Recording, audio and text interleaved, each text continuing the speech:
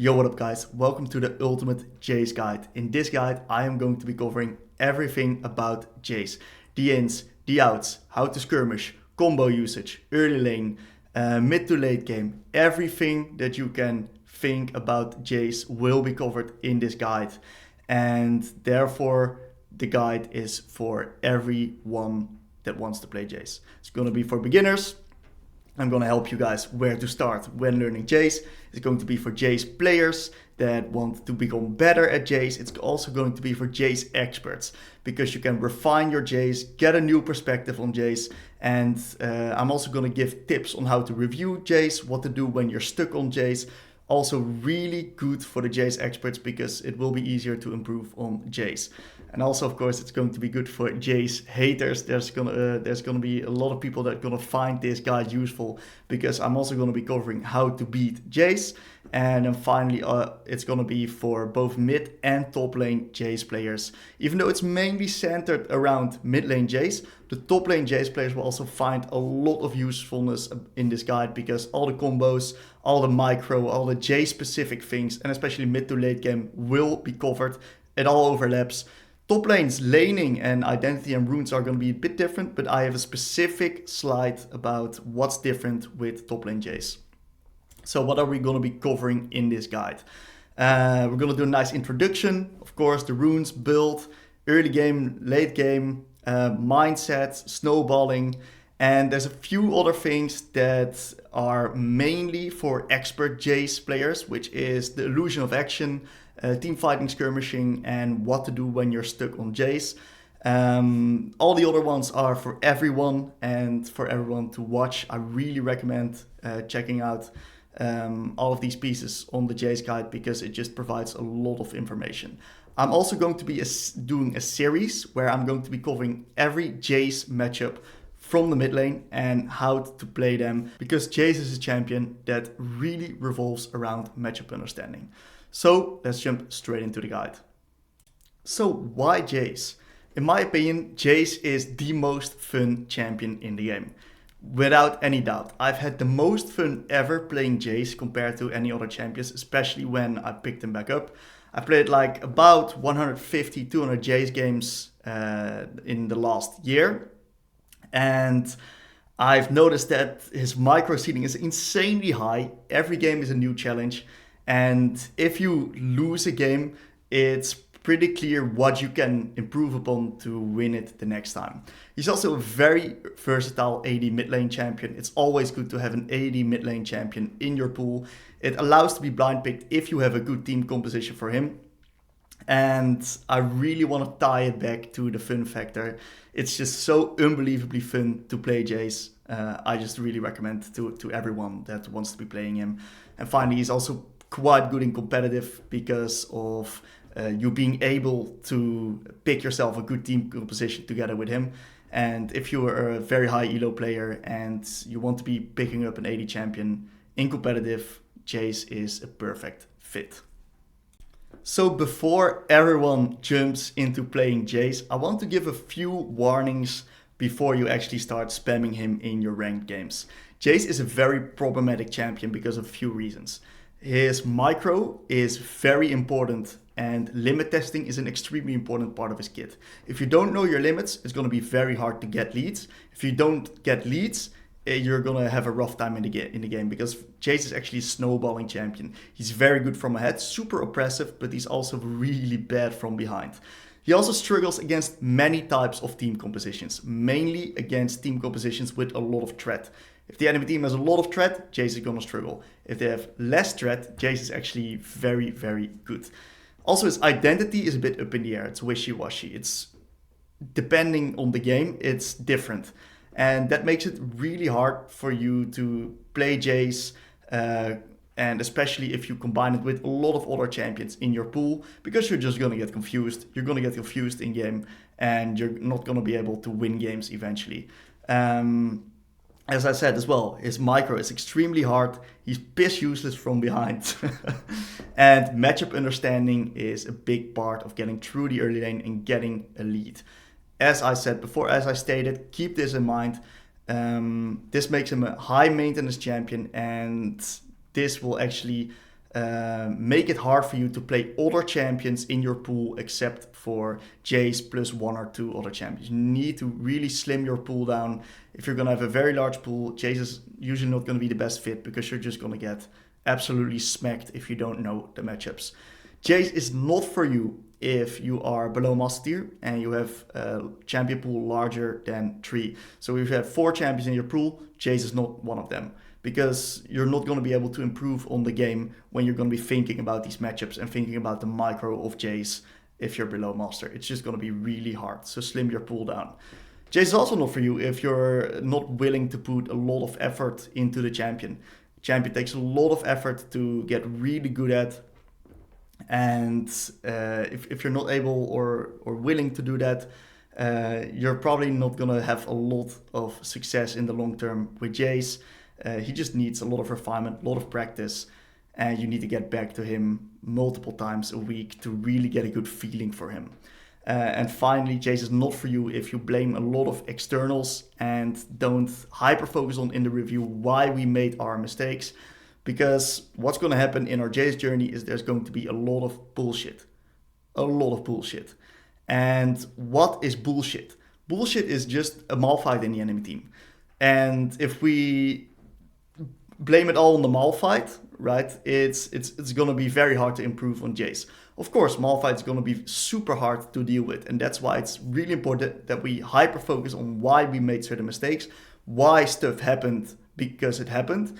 And that's going to eventually allow us to improve and look past the bullshit and really understand, okay, this was in our control, this wasn't in our control. But if we just automatically blame externals, we're not going to really find improvement on Jayce. Let's take a look at Jayce's identity. So Jayce's identity is a bit up in the air because he has different aspects in his kit that he kind of combines to being his identity. So he has a bit of a mage style identity and he has a bit of a fighter style identity. And what we see that Jayce is in the middle of both of these. And depending on the game that he's playing, he kind of gravitates to each or the other. But he always keeps aspects of the other style in his identity. And one of his main identities is a bit more of a mage style. He kind of skills up, he plays to hit his item spikes. We mainly use our cannon form to poke out the enemies by being first in the area. A very good example of this can, for example, be a Seraph that's looking to poke out the enemies coming into the area, plays very safe, values his life, very low self-peel, but it's actually quite easy to pull off because this style is a bit more straightforward. It's a bit more understandable what we want to do. Our reference points are a bit more clear compared to the fighter identity that we have. Our early game is a little bit stronger. We have more options to trade in the lane because we have more options when it comes to our trading patterns. We're good against linear compositions because we're just able to walk away practically. We can commit more because we have, once again, more options and self-peel. Due to us getting the move speed and being able to run away after doing a combo. Our side laning is way better because of us being faster, us having more self-peel and therefore dying less. But it's way harder to pull off consistently because this identity is up in the air and it's not really tied into what Jayce wants to do. Like, he can do it, and he can do it especially if we do it well, but it's really, really hard to pull off consistently because it kind of contradicts of what Jayce is as a champion. Jayce has very low self-peel innately and is therefore extremely vulnerable to enemy threat. This style of Jayce kind of pushes us to be a bit more aggressive in the game, and it gives us a little bit more self-peel, but it still means that we're going to be searching for that fine line between being threatened and looking for plays. And that's what makes this style a bit more inconsistent and way harder to pull off. Also, we skill a bit less good because of we have us having less gold income compared to us having first strike. And it just makes the rune a bit more tricky to pull off, but extremely good in the right scenarios. Let's take a look at an example of how a mage style looks and how a fighter style looks. Alright, so in this example, we're playing Jayce with a bit more control mage style. And that means that we want to be poking the enemies out before we can actually get into a massive skirmish. And preferably we poke them out before skirmishing. So exactly what we're doing. We got the area, we got control. I'm leveraging that to look for a QE poke from Fog of War. And as we can see right now, the dragon is coming up. So I want to be poking the enemies. Of course, it's important to hit our QEs. We want to make sure that the enemies do not engage upon us, because we have the better poke, and that's exactly what we're looking for. QE onto Shen. We almost have a QE back up, and it's really important that we especially poke this Talon right here. Beautiful QE onto the Talon, because the Talon is the jungler, and we want to avoid him being able to steal the dragon. So especially this QE right here, absolutely crucial. Talon's down to 1 HP, and this is going to allow us to secure the dragon soul for free, because Talon's not going to be able to contest with how low that he is. Very oppressive to play against, and this is exactly how you play the poke mage style of Jayce. You just sit and fog, you hold your line, make sure the enemies cannot engage onto you, and you slowly chip away at the enemy's HP bars.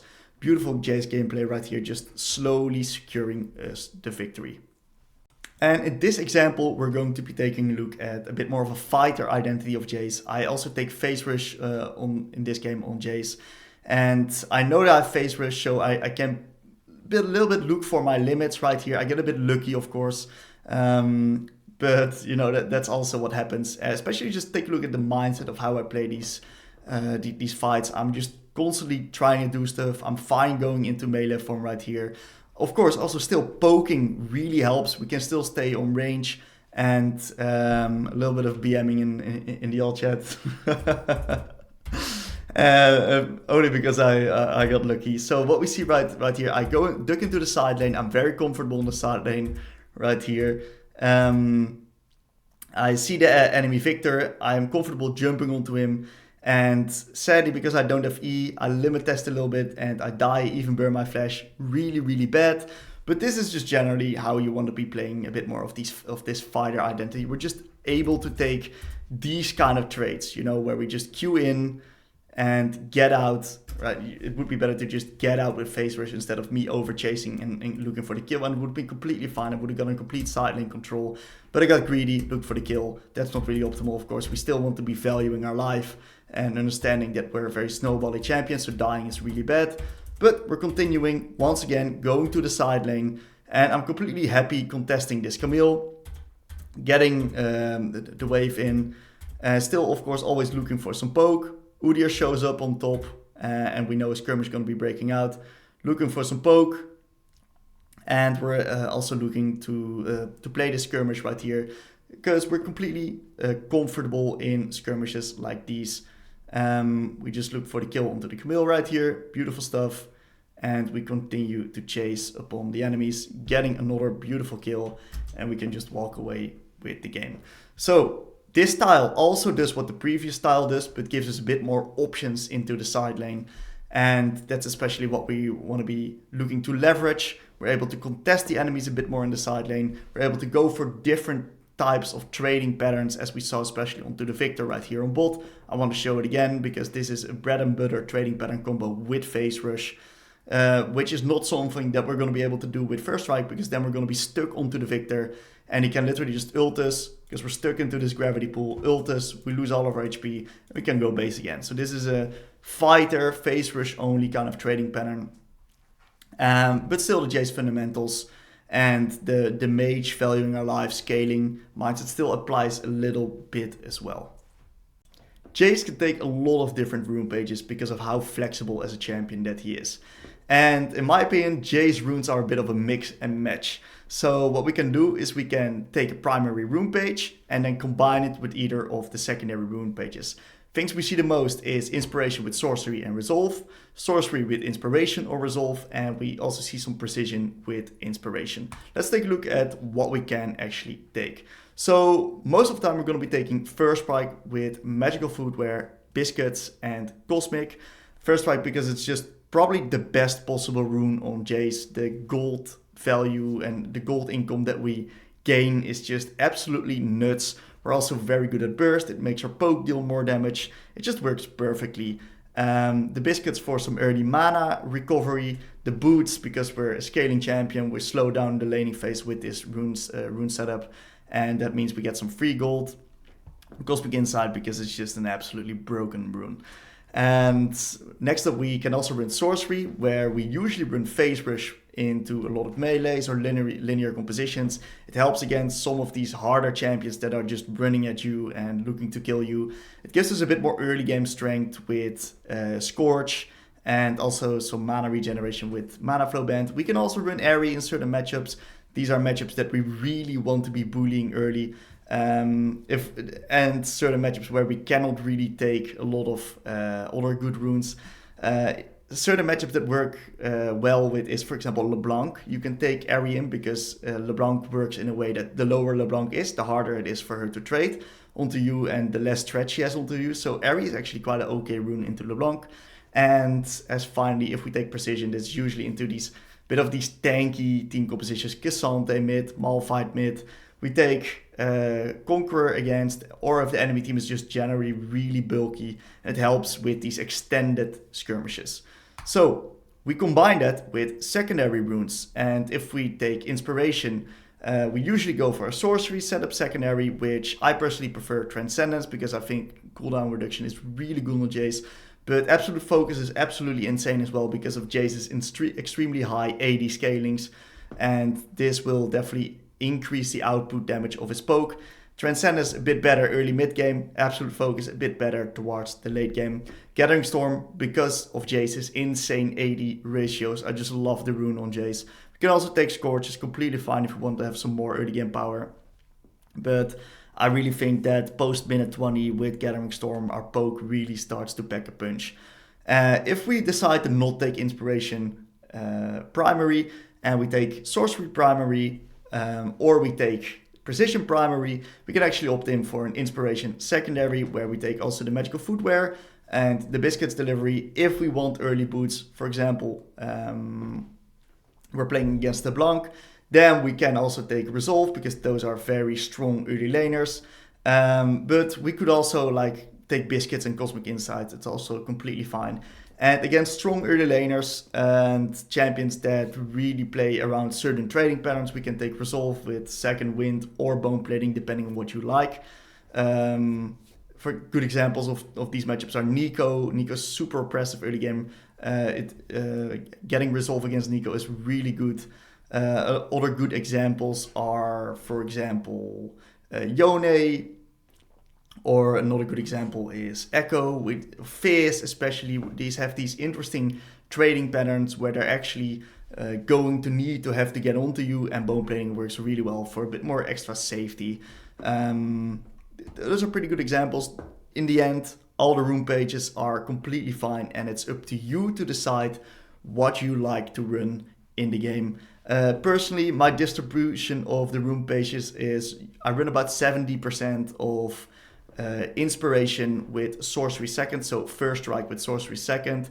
I run about 20 to 25% of Phase Rush into Inspiration second or Resolve second, and I run about 5% Conqueror or Airy, depending on those games where I need it. Usually that isn't too frequent, but it will definitely help in certain matchups that we struggle against otherwise. So let's take a look at the build for Jayce. So I'm going to give a quick little disclaimer. This is the best build when it comes to 13.19 currently, but in 13.20 there's going to be some changes when it comes to Duskblade, Ghostblade, Doran's items that will maybe swap up the best possible build for Jayce, but this is still in general a really solid build for Jayce. I'm going to be talking about the holistic understanding of when to build what, so you guys can, when it's 13.20, decide yourself what you want to build onto the champion. So currently, the most common build is Longsword with Refillable Potion, because it gives an insane amount of gold efficiency. We don't have to sell any items, and this will allow us to reach our Serrated Dirk really fast, which will mean that we hit our item spikes way sooner than other champions in the game, which is exactly what Jayce wants. So when do we go Doran's Shield? When do we go Doran's Blade? We go Doran's Blade in matchups where We need the health, and we can actually dominate them early. So most Assassins matchups, Kiana, Talon, Yone, Yasuo are very good examples of D-Blade matchups. Door and Shield matchups are champions that will really make our life a living hell in the early game. A good example is Nico. Another good example is Orianna that takes Airy and Scorch. Doran's Shield will definitely allow us to sustain in those matchups and allow us to hit our item spikes safely without getting bullied out. Talking about the mythics, Duskblade, currently best item for Jayce in the game, gives a lot of ability haste, gives a lot of lethality, and the passive that gives us additional ability damage is just absolutely insane on Jayce. That's why we're building it basically 90-95% of the games currently. But with the new changes, the ability haste gets reduced slightly and the ability damage also gets reduced slightly. So Yumu's Ghostblade might be a little bit better because it will give us a bit more lethality. Who knows? Only time will tell what's going to be the best item. I do definitely think that Duskblade will have a good place for Jayce anyway. The active of when we kill someone and we become invincible is very nice, but honestly it's just a bonus. It's not what we're buying it for. We also got Eclipse. Eclipse is really good against a lot of melee compositions where they dive onto us and we kind of need the shield in our trading patterns to be able to survive. Eclipse is really good, but currently not the best. Currently Duskblade just completely outshines it. When it comes to boots, Ionian Boots of Lucidity is by far the best choice for Jayce because we want to be stacking ability haste. Ability haste is absolutely broken on Jayce, and it also gives us not item haste but summoner spell haste, which means that our flash is up more, and that's going to be the difference between life or death in a lot of situations. So Ionian Boots, if we can buy it, definitely go for it. If we're playing against a very strong magic damage composition or AD composition, Tabis and Mercs can definitely be good. I don't build Tabis that often because it doesn't happen that often that I need them. Mercs a bit more often, especially against Syndra, Maokai, champs like that. Mercs is just unbelievably good. Then, best item on Jayce by far, Muramana. It gives us everything that we need. Ability haste, mana, and high AD stat, and also damage on hit. So it's just the bread and butter core item for Jayce. Absolute best item in the game for him. It gives a lot of AD, which is gonna allow Jayce to really deal damage because his abilities have an insanely high AD scaling. So this is a really good item. Next up, we have Spear of Sojin. Gives a lot of ability haste, gives us move speed on low health, gives us health to survive. Just these items, Jayce kills so unbelievably well with items. These items are so good for him. Now finally, we got Cyrilda's Grudge to also allow us to deal more damage. So what about the situational cleaver? What about the situational Edge of Night? Very good items when we're Black Cleaver playing against a lot of tanks and we need to be shredding them. Edge of Night when the enemies have a lot of pick with one ability, or like they've got like the Malphite R or the Blitzcrank Hook, but we're able to make sure that it doesn't get procced. Very good item in those instances. We can also go for like Hexdrinker and Maw if the enemies have a lot of AP burst, or like Guardian Angel when we feel like we need to just survive and the enemies have a bit of AD damage threats. Also very solid items, very situational. We can be very flexible in our build. And then finally, we basically always take TP. Sometimes we can take Exhaust against very threatening matchups, but most of the time it's going to be TP because it's going to give us so much room in the mid game and so much tempo, which Jayce really likes to abuse. Let's take a look at the level order of Jayce. So a few things to point out when it comes to level order on Jayce. Jayce really likes to put 2 points in Q in the early game before leveling all 3 of his abilities. The reason for this is actually that his Q's base damage increases by such a considerable amount that it's actually really good to put that additional point in the Q because our damage just absolutely skyrockets. So the most common level order is actually Q, E, Q, because this will allow us to actually go for these QE combinations in the lane and actually deal a considerable amount of damage compared that if we only have QWE. Our QEs actually don't deal that much damage. So the damage increase is absolutely massive with an additional point in Q. That's why we usually aim to get 2 points in Q at level 3. We also usually take E second because it gives us a little bit of self-heal. And if we run the phase rush setup, we can actually go for Q in, E the enemies out, and run away with Phase Rush. So it makes sense to go this level order most of the time. But of course we can also run W second instead of E and still put 2 points in Q. When do we do that? Well, there's usually a few reasons why we could actually opt in to put W second instead of E. It's either when we have to CS under tower and the minions aren't lining up properly. The W gives us an auto attack reset, gives us a lot of auto attacks in a short period of time. So it makes the W makes it a bit easier to CS under tower. Moreover, it can also be an amazing tool if we run, for example, the Conqueror setup, because we'll be able to stack our Conqueror more quickly and we'll be able to bully out weaker early melee laners with a W second instead of E. So it's pretty good against champions like Sylas. It's okay against champions like Yasuo, Yone that want to get into you. So we can actually stack the W and use it as a form of getting all the hits off to get more damage going onto the enemies. And that's really the mindset that you want to have with skill priority and level order. And that's all you need to know. So moving on, these are Jayce's abilities. And there's a few things to keep in mind and a few nuances that I want to revisit before we really run into the micro section of this guide and we really talk about trading patterns. Because this is really going to put 2 and 2 together and it's really going to make you understand why certain trading patterns are the case. So first of all, our passive. Whenever we use R, we actually get granted move speed. It's just good to keep in mind a lot of little tricks that we can do with that. Just generally very solid passive. We can use it to dodge stuff. We can use it to run from base faster. There's a lot of nice, useful effects. Then our Q. This is all going to be cannon form in the blue right here. Our Q in cannon form, it basically deals damage, a lot of damage. And it grants vision in bushes and unwarded areas. That's definitely a good thing to keep in mind. It's a nice little bonus. We can use that to phase check areas to make sure that we do not get surprised by enemies hiding in fog of war. Our W, auto attack reset. We can auto attack and then click W to get a fast auto attack reset. Our E, it grants movement speed also towards our teammates and it grants vision in unwarded areas. So also good to phase check, just use our E in bushes and stuff like that. And it of course, combined with our Q, empowers our Q damage by a massive amount and shoots it further as well.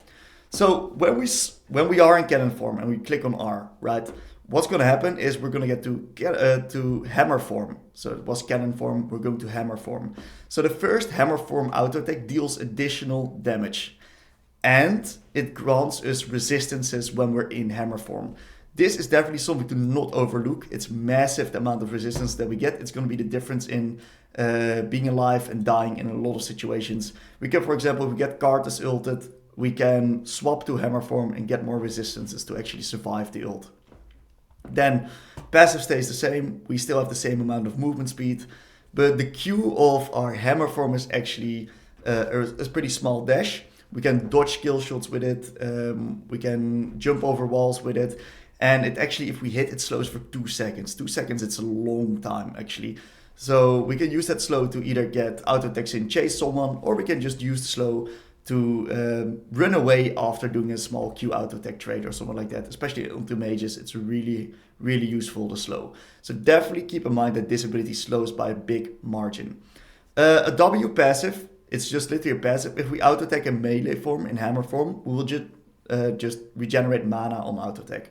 It's really good because Jayce has some mana issues early and we can counteract that with auto attacking minions or just enemies or towers, whatever, in our hammer form. Then our E, it knocks enemies back a set distance. It's always 500 units. And it's an extremely high priority ability. One of the most high priority abilities in the game. That means that if someone does another dash or like a blink or a teleport or whatever, right, this ability will usually have a priority over that ability and will still displace the enemies towards the certain side where we need to display it towards. So very good self-peel ability because of how high priority it is against knockbacks. And then finally, if we are in hammer form and we swap to cannon form, our first auto attack shreds enemy resistances. It scales with level and it's absolutely insane. We can really use this to shred enemy tanks. It helps not only us, but also our team with this auto attack. And we can also use it at the start of our combo to shred the enemy armor and magic resist to actually deal more damage towards them. So definitely keep in mind that this is definitely not something that you should forget, because it has an extremely high usefulness in specific scenarios in the game. So in this section of the guide, we're going to be covering all of Jayce's micro interactions, which include basic trading patterns, combos, QE usage, especially how to throw it. I'm going to give you guys a step-by-step guide on how to throw QE, and also all of the other micro interactions that Jayce has in the game that will either improve your combo usage, increase your damage, room for creativity, wall jumps, stuff like that. So definitely worth checking all of this out, even if you're an expert Jayce player. Let's start with the most simple and basic trading pattern. It's the auto attack Q auto attack right here. Very simple trading pattern, very basic, but it's just nice. It deals a nice amount of damage and it just works. As you can see, we swap to cannon, auto attack Q auto attack, very simple. Moving on, QE, also with the cannon, it's the most stock standard Jayce combo that you can do. Very effective from long range, deals a lot of damage, especially with first strike up. And I'm going to be covering in the next section of this guide on how to actually land as many QEs as we can. There's a lot of stuff going into that, so stay tuned for that section of the guide. Next up is we can, in cannon form, we can also use our W to cancel an auto attack. So in this case, what I do is I auto attack into W. As you can see, it's really fast how you can do it. I'm going to re-show it. It's extremely fast. Auto attack with the cancel, and just really increases our damage output. Next, we're going to swap towards hammer right here. Same thing that we can do is we can Q auto attack on hammer. We can see the beautiful slow onto the enemies, which leads to us being able to also get the auto attack after. And because of the additional damage, it deals a lot of damage towards the enemies. And when it comes to a full combo, what we can do in our hammer form is we can actually Q, W, auto attack, E. And the auto attack, it's optional if you want to get out sooner. And the W, we can actually press it mid-air. So it's going to look something like this. Q, W, auto attack, E. Very stock standard combo as well. Short, bursty trade, which will just allow us to deal a lot of damage and get out safely afterwards, especially with phase rush. When it comes to full combos, right, this is where the real juice comes in, because now we're going to combine both hammer and cannon form together, which is going to allow us to deal an absolutely insane amount of damage in a very short amount of time. So we're going to be starting with hammer form in this full combo, and we're going to then swap towards cannon form and see how we do this. All right. So I start in hammer form, and what I do is I wait for my art to come back up, I jump onto the minion, I deal my full combo, I do the auto attack reset, and I one-shot the Corki, even through one plating. Even get missing pinged because of a beautiful combo right here. And I'm gonna re-show it real quick so it's clear for everyone. We start in hammer form, we wait for our cannon form to come back up, we get all of these abilities onto the enemies, and we actually kill them with a very smooth, fast combo, unbelievably strong, very high damage, just one shot with just one item. And now we can actually also do this when we start in cannon. So the benefit of starting in hammer form is actually that we can then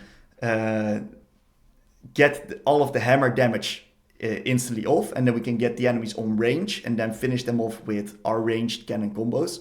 But if we start in cannon, we can actually swap to hammer. So what's the benefit of starting in cannon is that we can actually get the armor shred. So that's what I do right here. Before I throw my QE, I get an auto attack off. So we shred the armor, we see it right here. And now I throw a full combo, which will just absolutely blow up the Kha'Zix. And also just an insane amount of gold that we get with first strike. So if we start in cannon form, we actually get the armor shred and the magic resist shred, which will allow us to deal more damage. Even though the combo is a bit more awkward to use, I prefer the start in hammer, but the cannon start is better if we really want to one-shot someone, especially if they have some resistances. Let's move on to the next part of the micro section. Alright, so right now we're going to be discussing how to throw the QE combo on Jayce. This is the most bread and butter Jayce trading combo that you see all the pros use, all the high elo players, and you need to be doing this yourself as well. Because if we are able to throw this ability out correctly and efficiently, we're going to be absolutely smashing the enemies in lane. This is what's really bringing us towards the winning lane position if we land a lot of these QEs. So how do we actually throw the QE from beginners? I want you to pay close attention to my mouse movements in this clip right here. So real quick again, we start with the mouse right here and then we throw the E right here. Very fast mouse movement. We're going to slow it down right here to really give you guys a nice insight. Q right here, E right here. Very quickly. That's how I want you guys to be throwing this QE. And I'm going to be drawing a line of what I'm actually doing. So I'm drawing the Q right here, and then I'm drawing a line with my mouse, and I actually press the E right here. That is what I want you guys to be doing as well when it comes to throwing the QE. What I see a lot of people do is actually they try to cheat the QE in a way that they actually throw it with both their mouse either right here and only drawing this short of a line, or even worse, what's going to happen is they're actually going to have the mouse only here where they throw the Q and the E both at the same time. Yes, it's going to be really fast, but is it going to be accurate? No. What I really want you guys to do is I really want you to look into your reviews, look into your VODs, and I really want you guys to start with the mouse on the desired outcome of our QE and then drag it down fast to actually do the E next to our character. That's the best way to throw the QE. And over the long run, this is going to be the most consistent one as well. And I really want you guys to get into the habit to do that consistently. Okay, so that's how you actually throw the QE. Another little trick with the QE is how we get more gold using this with first strike. So let's actually take a look at how this goes in game right here. So right here in the first example, I throw QE and I stay in ranged form and I get right now 30 gold with first strike. Second example, what we do right now is I throw the QE and I swap before the damage hits. So I swap to my hammer form before the damage hits. And now I get actually 43 gold with first strike. Absolutely insane difference. Really, really big amount of gold difference. It's like a caster creep basically. So there's a massive amount of gold. And right here in the final example, what we do is we shoot with the QE in cannon form. And after the damage has landed, we swap to hammer form before we get the first strike gold. But then it still counts as if we hit in cannon form. So it's really important that we swap before the damage hits to get the maximum amount of gold from first strike with the QE combo. Massive game changer tip. A lot of people didn't know this and just swap after we've hit the damage. Okay, so now probably also one of the most important points to land our QE. We need to tether it correctly. So how do we tether our QE correctly when we are the ones throwing the QE? Well, our QE is a projectile that just is very thin when we throw it out, but once it gets at max range, it actually explodes. And when it explodes, that's when the real big range and the big projectile starts to appear, and that's where it's going to be the easiest to hit the character. So if we throw it from here, right, we can actually see it just go past the enemy, even though it was closely past the enemy, and it will explode right there without being able to hit them. But if I move back right here and I tether my own range a bit better, what's going to happen is we're actually going to be able to shoot it, even though it's completely whiffing the enemy, we still get an absolutely nice poke because it's just in the explosion range. So it's really important that we tether our own QE when it comes to explosion radius. A lot of people don't do this. A lot of people just sit in here, throw it from short range and just whiff it because it's super easy to miss because it's a really thin skill shot and the enemies actually, especially if they have dashes, it's really easy to dodge from that distance because you only have to dodge the projectile. But right here, the blast radius is very, very big. We can even hit both champions right here from this distance. So it's really important that we correctly tether our QE, especially if we throw it from Fog of War, which is what we're going to be showing in a little bit. So right here as well, if we go closer, we're just gonna whiff it. That's just what's gonna happen. So it's really important to correctly tether our own QE. Next up, throw from Fog of War. My absolutely favorite mechanic and favorite idea of throwing these QEs from Fog of War, it's game breaking because the enemies have shorter time to react, especially if we combine it with correctly tethering, it's practically impossible to rec to. So let's take a look at how broken Fog of War is when it comes to throwing our QE correctly in this example. So as we can see, I stand behind the ledge right here, boom, onto the Kiana, lot of damage. Next up, onto the Garen right here, nice little damage of the QE. And what I do right now is, because I know that Fog of War is so unbelievably good on Jayce to throw my QE, I want to be poking the Kiana when she comes back into lane. So I go to sit onto my pink ward here in the bush, I wait for the enemy Kiana to show in the lane, and boom, from Fog of War, how can she play? Right? It's extremely impressive. I quickly clear the wave. She cannot do anything against it because I'm stronger than her, even though I have just one item. Once again, I sit behind this ledge in Fog of War, and she just gets blasted once again.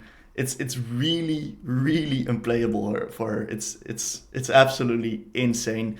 The difference between throwing it from Fog of War and not, it's massive. And you'll just be able to easily surprise the enemies and just throw them off with the amount of poke that we can just deliver over and over and over, like a mortar basically from Fog of War.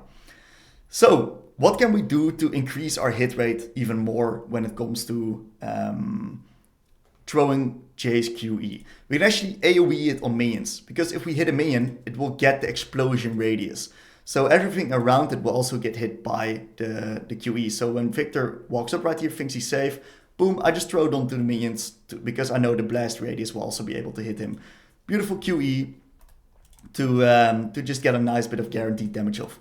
Next up, because our projectile in itself is just really thin, if we tether it correctly, what we can do is we can actually shoot it through the minion line right here. And what a lot of people will do, especially in high elo, is they will actually position themselves on the other side of the minions. If they know that you have the pink ward in the bottom bush, they're going to position themselves right here. But you can still hit them if you shoot through the minions. Of course, very high skill cap, but absolutely insane. Look how oppressive it is. Where can she move? It's really, really oppressive. Next up, we can also angle them next to the minions. So we can angle it through the minions, but also next to the minions. Same, using that blast radius as the real aim for where we throw our QE. We stand in fog right here. This is just absolutely gorgeous positioning. We stand in fog and look how we angle it next to the minions into the blast radius. I want it past it when it lands right here. Beautiful. As we can see, we use it from fog. We angle the projectile next to the minions, and we know that the blast radius is super big right here. So we hit Young with it. And it's just extremely oppressive to play against a Jayce that is very good with his QEs, because he's going to be able to hit you over and over and over with it. And it's going to be making your lane like so unbelievably oppressive. So really play around with all of these tips in this section of the guide. Alright, so right now we're going to be covering some additional micro things and tips and tricks that we can do on Jayce to make our game a lot more smoother, but especially cool looking. But it's also really useful tips that can get us a kill sometimes that we otherwise wouldn't have gotten. So first of all, Q flash. And that's a cannon Q flash. So what I'm going to be doing right here, I'm playing versus Nico. I'm really heavy trading and I'm almost getting into a kill angle. So what I do is I Q flash, and it's really hard to react to that. Yes, I suicide, but it is what it is. Right here again, the Q flash, beautiful Q flash that Nico couldn't react to. And if I played a little bit better, because I cancelled one out attack, I would have killed the Nico and it would be completely fine. So we can also combine this with an E. So we can actually Q flash E. That's the combo when you want to do it. You Q flash, so you get the Q flash out, and then you E next to it to actually speed up the Q. That's the combo. You cannot change the order around, because then it doesn't, you cannot QE flash, because then we're too late for the Q flash. We really need to Q flash and then E to show it quickly one more time. Also very good combo to finish someone off. One more thing, with our hammer Q, right, we don't necessarily have to aim that upon the enemy. We can actually aim that upon a minion. And then the AoE, which is extremely large, by the way, will still hit it onto the enemy. So beautiful, look how far this Victor is away from the minion, right? And I'm still hitting him with the Q, and he also gets slowed right here. So this is an absolutely massive tip to get in lane, to get these good quality hammer trades off onto the enemies. Q onto a minion, because it's harder to tether than queuing onto the enemy themselves. As you can see, beautiful Q into a combo right here with face rush, and we run away. Beautiful trade, using the hammer Q onto a minion. Another example right here, we use it onto the minions. Boom, we get the face rush, sadly get stunned, and we then transition into cannon form to get a beautiful trade up on the back end. Moreover, what can we do with hammer Q as well? We can actually use it to jump over walls. So right here, enemy Xerath misplays, I dodge his abilities, beautiful little kill, and to re-show right here, use it onto enemies and you'll be able to jump over walls. Very nice ability to catch people off guard with when they're not expecting it. We can also use this in the jungle and use these jungle creeps as an advantage to also get wall jumps ourselves. So a good example right here is we use our E onto this Gromp, and he then still is visible on the other side, and we just jump over. This can be extremely useful when we're stuck in the side lane and when we need to make an escape. So we can also, with the fact that our E grants vision over unwarded areas together with our Q, we can both use or Q or E to get vision and use these jungle camps to actually jump over. You can also mainly use the E at Crux, so especially those camps are very useful to abuse in the side lane to just get a hold of and make escape against champions that don't have dashes. Good examples, for example, Garen can be very useful against those champions. So our hammer E is really high priority. That means that it will cancel dashes. So in this example right here, I'm playing against Corki and I time it perfectly. He uses W backward, but I cancel it with my own E. So he actually gets placed at my E distance instead of him going his full dash. So I cancel the dash, which is absolutely crucial to me being able to kill him. So I'm going to show it once again. I Q onto the minions. I cancel his dash with my E. Beautiful combo afterwards to be able to one-shot the Corki. Beautifully played, absolutely perfect. So another thing that we can do is we can actually, when the enemy is close range to us and we have our auto attack up, we can do our hammer E into an auto attack on the back end when the enemies are getting pushed away by our E. So a beautiful example right here, auto E, perfect. So how can we actually use this in a combo? Well, when we're actually going to be using this in a combo, usually we're using it to get an additional bit of damage off. So right here, we can get an additional auto attack in by using the hammer E when our auto attack is back up. So what we do right here is we QW auto attack, that's the initial combo, and then we E auto attack upon the back end to get the most amount of damage. Then we swap to cannon form, and that's when we deal damage with our other abilities in cannon form. So we can use it in a combo to get the most amount of damage off, or just finish them off at the back end, just to get that additional damage in a trade-off after we've used our E, so after we use all our other spells, usually. Very useful, but very extremely high skill cap. Don't worry about this if you're a beginner, this is just when you're an expert. Next up, we can literally use our R and our cannon E for move speed to run out of base or run towards side lanes. As we see right here, we E, we R, look how fast I am, and look how long the E actually lasts.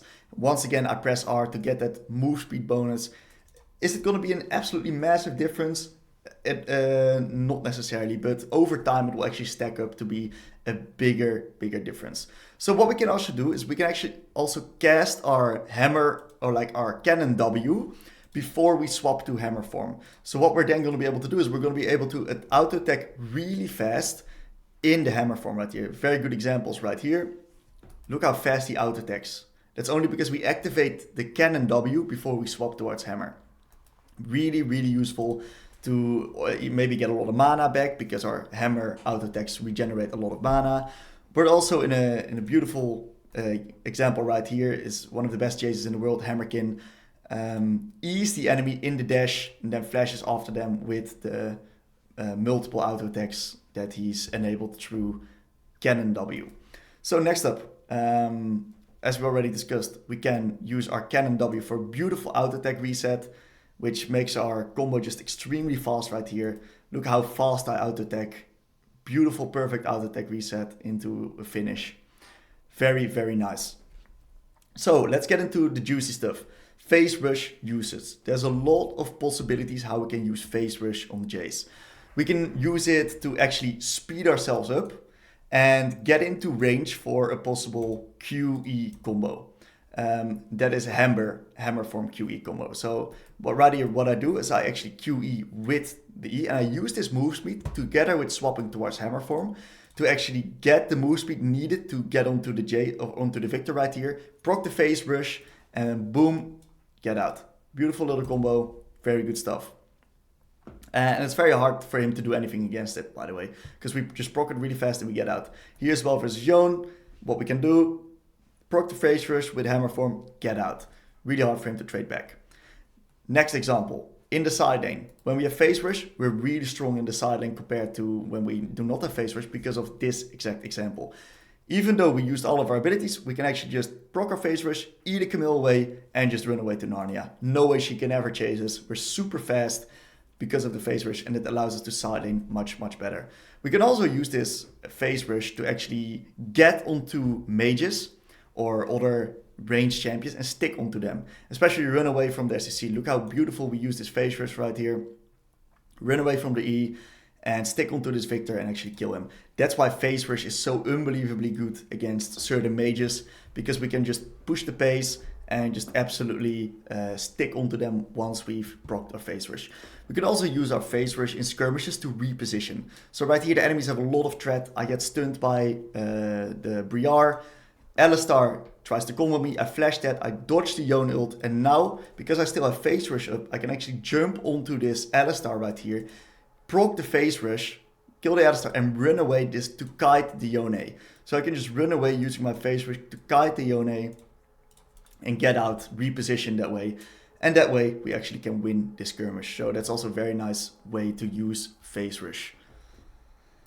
Moving on. Using our Cannon E for move speed. We gotta turn up the volume right here, and we're watching a game of Nemesis. You'll hear his voice right here and he'll be absolutely surprised. Let's take a look at this clip right here.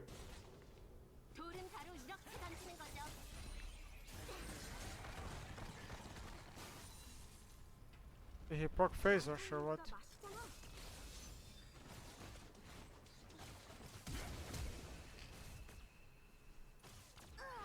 What? He didn't proc phase rush. My bad. I thought he fucking procced phase rush. Alright, so as we can see, right, he is clearly confused about Jayce's movement speed. And especially right here, because what Jayce does, Jayce actually puts his E right here on the field. And what does this allow him to do? This allows him to use this move speed all the time to actually go into the Talia, tether out, and just completely win the tether war because of his insane move speed.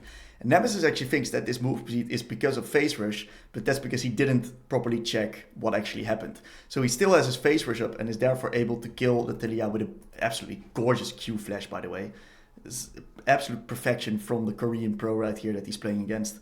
So very well played, using the Cannon E move speed to get an advantage in the lane. So what are other ways that we can use this? I do basically the same thing right here against this Yone. I put the E to go to look for QE, and I actually keep moving into this E to tether out Yone's ranges right here. So I get my move speed, I run out, I dodge his Q, and boom, I get him out of me right here. And if we actually can take a look, right, look how long the E speed actually lasts upon us. Like the E speed lasts extremely long.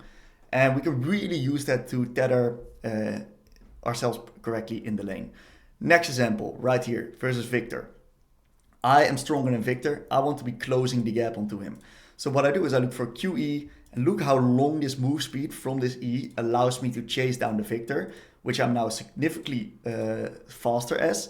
And I just absolutely am able to sprint him down, get the phase rush, and eventually kill him. So combine our E together with our R gives us a massive move speed burst, which is able to just completely get onto enemies, but we're also able to just run away with it. Of course, we can use it both offensively and defensively. And finally, a nice little trick that is especially viable with the immense amount of ability haste that is currently running around in the game. If we get about 100, 105, if we're really, if we're not that comfortable with it, or we're playing on high MS, like 110 up until like 120 ability haste, what we're going to be able to do is we're going to be able to fire 2 Qs through 1 E. And it's gonna look something like this. So right here, beautiful QE, very fast QE, and another Q through the E. And it's just extremely oppressive to play against. The poke is absolutely massive. Sadly missed that one for the kill, but that's okay. Continuing right here, we spot the Tarek, we stay in Fog of War, another beautiful QE, landing the poke, and another Q because I stand next to the cannon E. That's gonna allow me to shoot another Q through it, and the poke is just absolutely getting insane and out of hand at that point of the game. If we ever get to this amount of ability haste, we can see what we can do with it. It's really brutal for the enemy team. Let's move on to the next section of the guide. Alright, so Jayce's lane is actually really complicated. So let's try to simplify it as much as possible. So we can basically divide Jayce's lane in 2 parts. We got his lane until the first reset, and we got his lane post first reset, or post his power spike. And our goal as Jayce is to get to our serrated Dirk plus our tier as fast as possible, because that's when we really become a champion. This is also our first major reference point. So Jayce is extremely matchup dependent, because if we play a bad matchup, we want to slow the lane down, start with longsword refillable, slow the lane down to 1150 gold, then reset on Dirk plus tier plus refillable. Perfect strategy. But against weaker early laners, or if we take a bit more aggressive setup, we can usually dominate the early lane, and that requires a completely different early lane plan. So what we have to understand, right, the mindset that we adopt right here when we're playing the lane is to get to our Dirk plus tier as fast as possible. That's what happens in every single game. Although each matchup defines the way we get to that point. If we play against a weak early lane champion like Veigar, we can play very aggressive, we can take trades, maybe we reset twice until we hit our spike. But if we play against, for example, Tristana, or a bit more of a other strong early laner, we kind of want to slow the lane down, avoid taking too many trades, get to our 1150 gold, reset onto Dirk plus tier, and then we can really start playing the lane and get into part 2 of the laning phase. So because Jayce is such a matchup reliant champion, and matchup understanding is key to get to our first goal as smooth as possible, I will be creating matchup guides for all of the matchups for mid lane. And those will be coming on my YouTube in the coming weeks, 1 a day. It's going to be amazing. So definitely recommend checking those out for the matchups that you feel like you need some help with. And that's it. That's it for the first part of the lane. One thing to note before we move on to the second part of the lane is that actually rune choice really influences the way we play the lane. If we play first strike, we're usually playing to slow the lane down. We're playing to skill. We're usually starting with longsword refill, really taking it on a backseat, and hitting our item spikes is our main goal. But if we play phase rush, and we might start with Doran's Blade, right, then we have much more options to play the lane faster. We have more early game strength. Same with Conqueror. And we have more options to take trades and take better quality trading windows into the enemies as well. So we could play a lot faster in those kind of situations. So it really depends on what kind of style that we have created with an early lane plan, and actually executing based upon our reference point, based upon our early lane plan is the most important part. But keep in mind, Dirk plus tier, that's when the real lane begins for Jayce. So once we have Dirk plus tier, we want to really establish control over lane by really utilizing proper Q and E usage, getting poke onto the enemies, and especially using Fog of War. Because we are going to be usually stronger than the enemy laner at this point when we have Dirk plus tier. Very generalized, of course, but generally we're going to be stronger than the enemy laner. And then we can start poking them, start taking good quality trades, get vision control around one side of your lane, lean towards that. You can then start using the Fog of War to hit more QEs and basically snowball from that. Jayce, very snowball heavy champion. Of course, once we have that, we can also start really using Hammer Form to take good quality trades.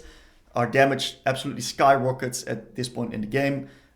We also get a bit more tanky once we're in the Hammer Form, so our quality of the trades that we can take is just a completely night and day difference.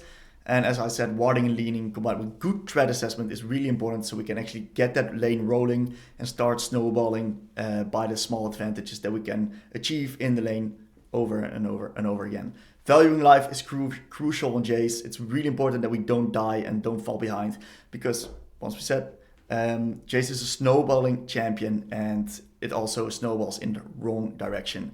So both parts of the lane we've discussed right now, right? I will be showing examples of both parts individually and really show how it looks to play in early lane like that, and also how it looks to actually snowball and take control, establish control over the lane, to actually translate that lead into other parts of the game. So I'm going to be showing a lot of examples on this part. So finally, how does Phase Rush and Conquer affect our lane compared to First Strike? First Strike, we're usually slowing things down because we're really playing to skill, we're really playing to get gold income, and usually we start with First Strike as well with the refill and the longsword, because we then hit our item spikes way sooner. But if we play Conqueror or Phase Rush, we actually have the options to take way more aggressive early game trades, and that's also a very solid strategy or style to play Jayce in the early lane. But it's just a bit more aggressive and we have a bit more options in the early game. Let's take a look at a few examples of the early lane. Alright, so this is going to be an example of a perfectly slowed down lane of Jayce. So right here I'm playing against Tristana, who I know that will have to push into me. I started Longsword and Refillable Potion, and I know that it's really hard to beat the Tristana in the early lane, especially with the new Tristana buffs where she has more armor and therefore I deal less damage to her.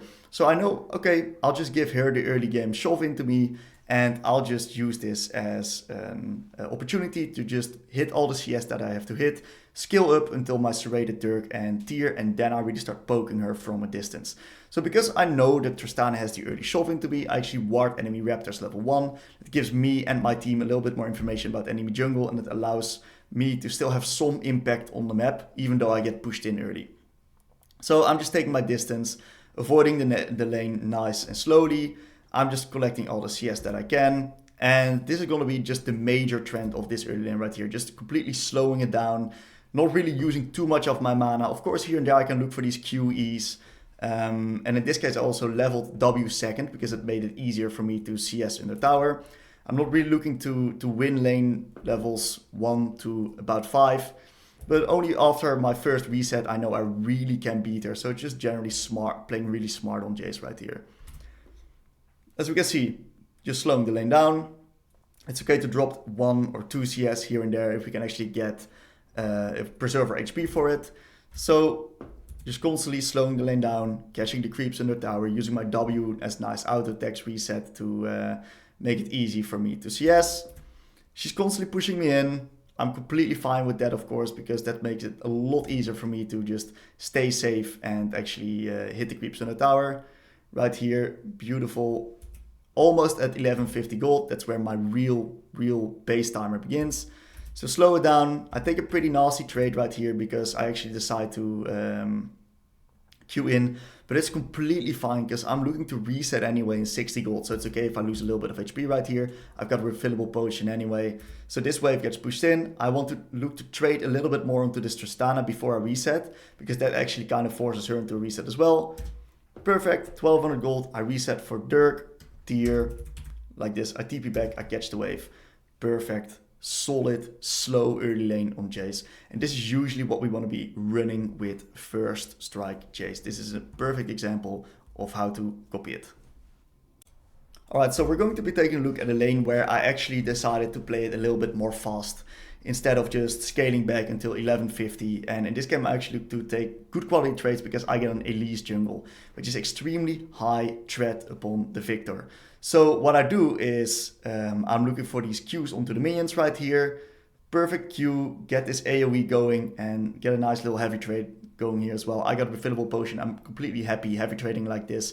And I know that Victor wants to be pushing into me to take favorable trades into me, and I can leverage that with the gank threat from Elise.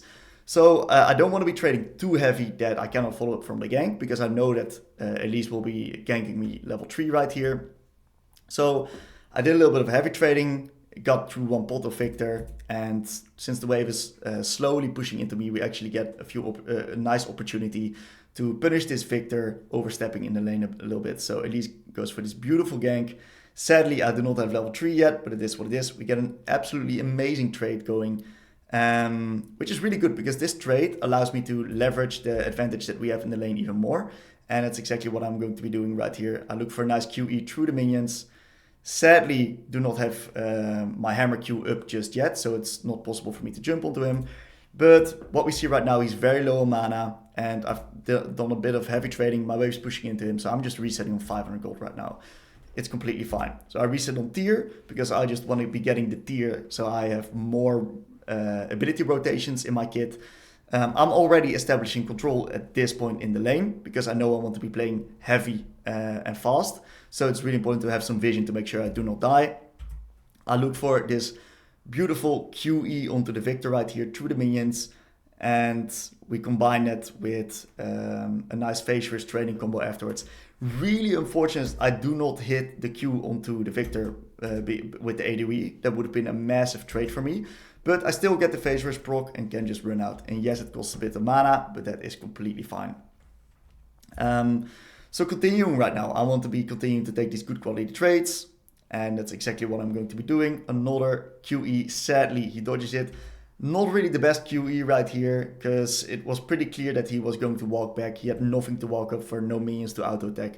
So was a little bit too late with my QE, but that's still okay. I'm in a pretty decent position in the lane right here, and I'm looking to take better quality trades right now once again.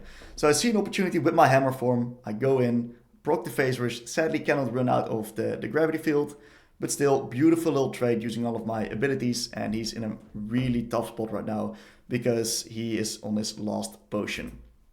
So I get some more deep vision right now to make sure I cannot get ganked by the Udyr. I stand in Fog of War. Boom. Beautiful QE through the minions. And right now he is pretty fucked because one more QE and he is practically dead, especially when I'm reaching level 6 or soon. I get griefed by my own right now because he got solo killed twice on top. It happens. It happens to the best. But it was still a pretty good example of a bit of a faster early lane. Alright, so right here, another quick example against a melee champion, doing the exact same strategy. Nice little AoE Q onto the Yone and the minions. I get all the creeps, I get my first strike gold, and I get a little bit of damage. Of course, I don't want to over push the wave into Yone. I'm still looking to avoid the lane. I'll never be able to kill him with D-Shield, Second Wind, and me having this setup. So what I'm just doing is I'm trying to get a little bit of trades off onto him with the mindset of pressuring him a little bit with it. Not necessarily to really beat him in the lane, but I know for a fact that once I have serrated Dirk plus tier, that's when I'm really going to be able to beat him in the lane, because then that's when I have more points in my queue, that's when my base damages really start to rack up, and that's when I'll just be able to beat him in the lane. So he's actually gets the wave pushing into me. I'm perfectly happy with this. That's exactly what I'm going to be doing. I'm just going to be farming, sometimes trading onto him when I see a good example. Right here, nice little Q onto the Yone, especially with first strike, grants me a little bit of gold, always nice to do. But yeah, I'm just really slowing the lane down, not doing anything too crazy. My Udyr is hovering right here, so I'm baiting the Yone a little bit. But Talia is here as well. So nothing too crazy going on. And you see, I'm actually already getting quite a bit of gold with the first strike, which is amazing. I just let these waves crash into me over and over and over again, collecting the creeps, making sure to also regenerate my mana by doing these hammer form auto attacks. And as you can see, I let this final wave crash right here. I have to delay my reset a little bit because I don't want to be missing too many minions, but right now I'm at 1400 gold, I reset, I get a pink ward with it. Perfectly slowed down early lane. Of course, there's also going to be lanes where you want to up the tempo a little bit, and because the matchup allows it, you want to be taking a little bit more aggressive trades. So that's also what I'm going to be doing right here. I'm going to be looking for a bit more aggressive trades because I know Ryze isn't too strong level 1 just yet. So what I do is I try to walk up to him, especially when I have the minion advantage, because my auto attacks deal more damage than his. So I try to get the minion push, and with the minion push, it's actually going to allow me to take some decent quality trades into the Ryze. And that's exactly what I'll be trying to do. And in this example, of course, I take my E level 2. I try to look for a cheeky QE onto the rise, but I sadly miss. Cost me a little bit of mana, which is definitely a bit rough. And I noticed that the enemies has a Nidalee, so I need to be a little bit careful that she doesn't like 3-camp gank me. Which is actually what's going to happen. And I nicely dodge out onto this gank because of all my move speed. Dodge the spear very nicely. Take a little bit of damage, but that's okay. It's going to give my jungle a lot of room. So this is also stuff that's going to happen, right? Sometimes lanes, the tempo is just going to be increased due to whatever reason. And once again, I get ganked, which is very good by these enemies. They really understand how to play against the Jayce. And I'm forced to blow my flash. Now it's going to be a little bit more tricky for me. And I'm trying to still get out of this tricky wave state. So Ryze actually gets a pretty good trade onto me right here. Not super ideal. So is it going to be likely that I'm going to be reaching my 1150 gold power spike? Not really. Lane's going a bit too fast for that. I also played a bit too fast for that myself. So that's not looking to be the case right here. So what I'm just trying to do is I'm just trying to catch these creeps in the tower right here, get as many as possible, and I'm just forced to take a reset right now. That's okay. I get tier plus a longsword, and even though I do not have my Dirk power spike, it's still completely fine. I tried to speed up the lane a little bit. I got ganked. I got punished for it. And it's okay to take this reset from this point. I can still establish some control over the lane, even though the spike between Dirk and just 2 longswords is a massive difference. Alright, so in this example of the early lane, we're going to be taking a look at Chovy's Jayce and how he plays it in the early lane. And this guy is an absolute mad lad, in my opinion. It's crazy. Like, he plays it to every Orianna with Scorch, right? Very oppressive laner. He starts Doran's Blade. He does not have Second Wind. And just take a look at the way he plays. Like, it absolutely baffles my mind. I've tried this, and I might be like worse than Chovy, which I am, of course, but it's just fascinating to see because he is just not scared to take any trades at all, and he's playing Jayce so unbelievably fast, and for some reason it's working for him because the stats that he pops out with this champion is insane to even think about, but the way he does it as well. It's so different from all other Jayce. Like the way he looks for these trades onto the Orianna, he's not scared to trade HP. It's absolutely mind-blowing. And the main thing that you'll see in this in this VOD is he takes a lot of poke in return and he takes some nasty resets. And I am really wondering if he could maybe play it better, if he played it a bit more slowly, but for some reason, it is still working for him. So I definitely wanted to show you guys this example just to have a different perspective, right? It's not the style that I would play Jayce because for some reason, I'm not too successful with it. This was a beautiful RQ from Chovy, dodging out on Orianna's damage and getting that little bit of return damage onto the Orianna with the Hammer Q, also proccing Scorch. And that's going to be the main trend of this VOD. He's slowly getting chipped down at his HP, and he just takes a very fast reset right now. And he doesn't even opt in for tier because it doesn't have the gold for it, so he goes for longsword and refill. He then ports back to lane, and Orianna now still has TP up. So all the trades that Chovy's taking in this instance aren't too good for him. Because Ori can just tempo reset, but he's still looking for these trades. He's still playing extremely aggressive, just walking up. It's just absolutely mind-blowing to me. And he goes for a beautiful QE, gets some more poke onto the Orianna. Orianna, of course, is looking to reset real soon. Look how aggressive he's walking up. I'm just so amazed. But what happens is he's actually able to hard shove this wave really quickly, get the wave in, and he goes for another tempo base. But what actually happens is Orianna tries to hold the wave right here, and he just contests it and goes for a trade to make sure that she cannot really hold it. And it works out too, and he actually gets the base in.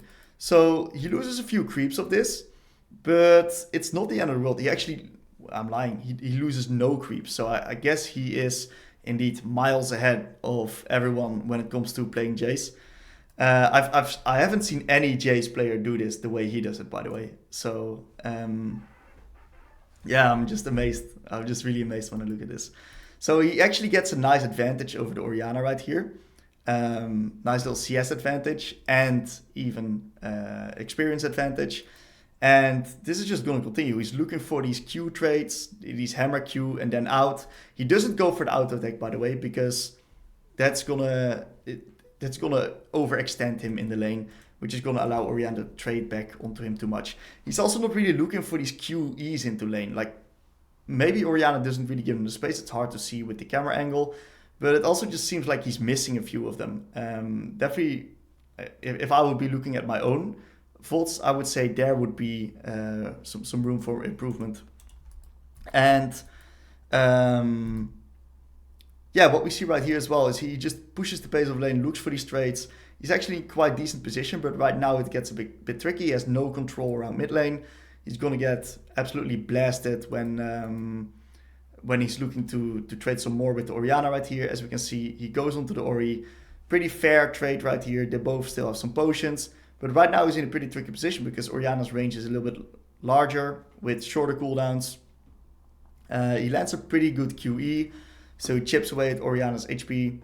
And just the way he plays this, it's just unbelievably fast. And it really, yeah, I'm just really amazed. I would not dare to do this against the Orianna, but as we know, Chovy, extremely good player. Look at this. This is not legal in my opinion, and it's also what we see. He loses his flash, and he also takes a pretty bad reset because he does not have TP, so he's going to lose a few creeps. Even though he outplayed the Ori right here a little bit. And he gets a pretty good reset, and from this point it's actually kind of easy because now we got Dirk, we got the refill, we got the tier, we got the control ward. So from this point it's actually pretty playable. But he got to this point with a very greedy setup, extremely greedy setup, and he survived. And he even made a few nice tempo plays onto the Orianna. He made a little mistake at the end, which cost him a bit. But before that, it was really impressive, actually. So this is also how Jayce is able to be played. Do I recommend it? Not really. The skill cap, like, it's just unbelievably hard to pull this off. But it is possible. And you can definitely try it and play around with it. And if you feel comfortable doing it, be my guest. But it's really risky. Alright, so this is going to be a perfect example of how to do this establishing control over the lane against champions like Syndra or other control mages. So we're just mainly looking for QE poke against these champions.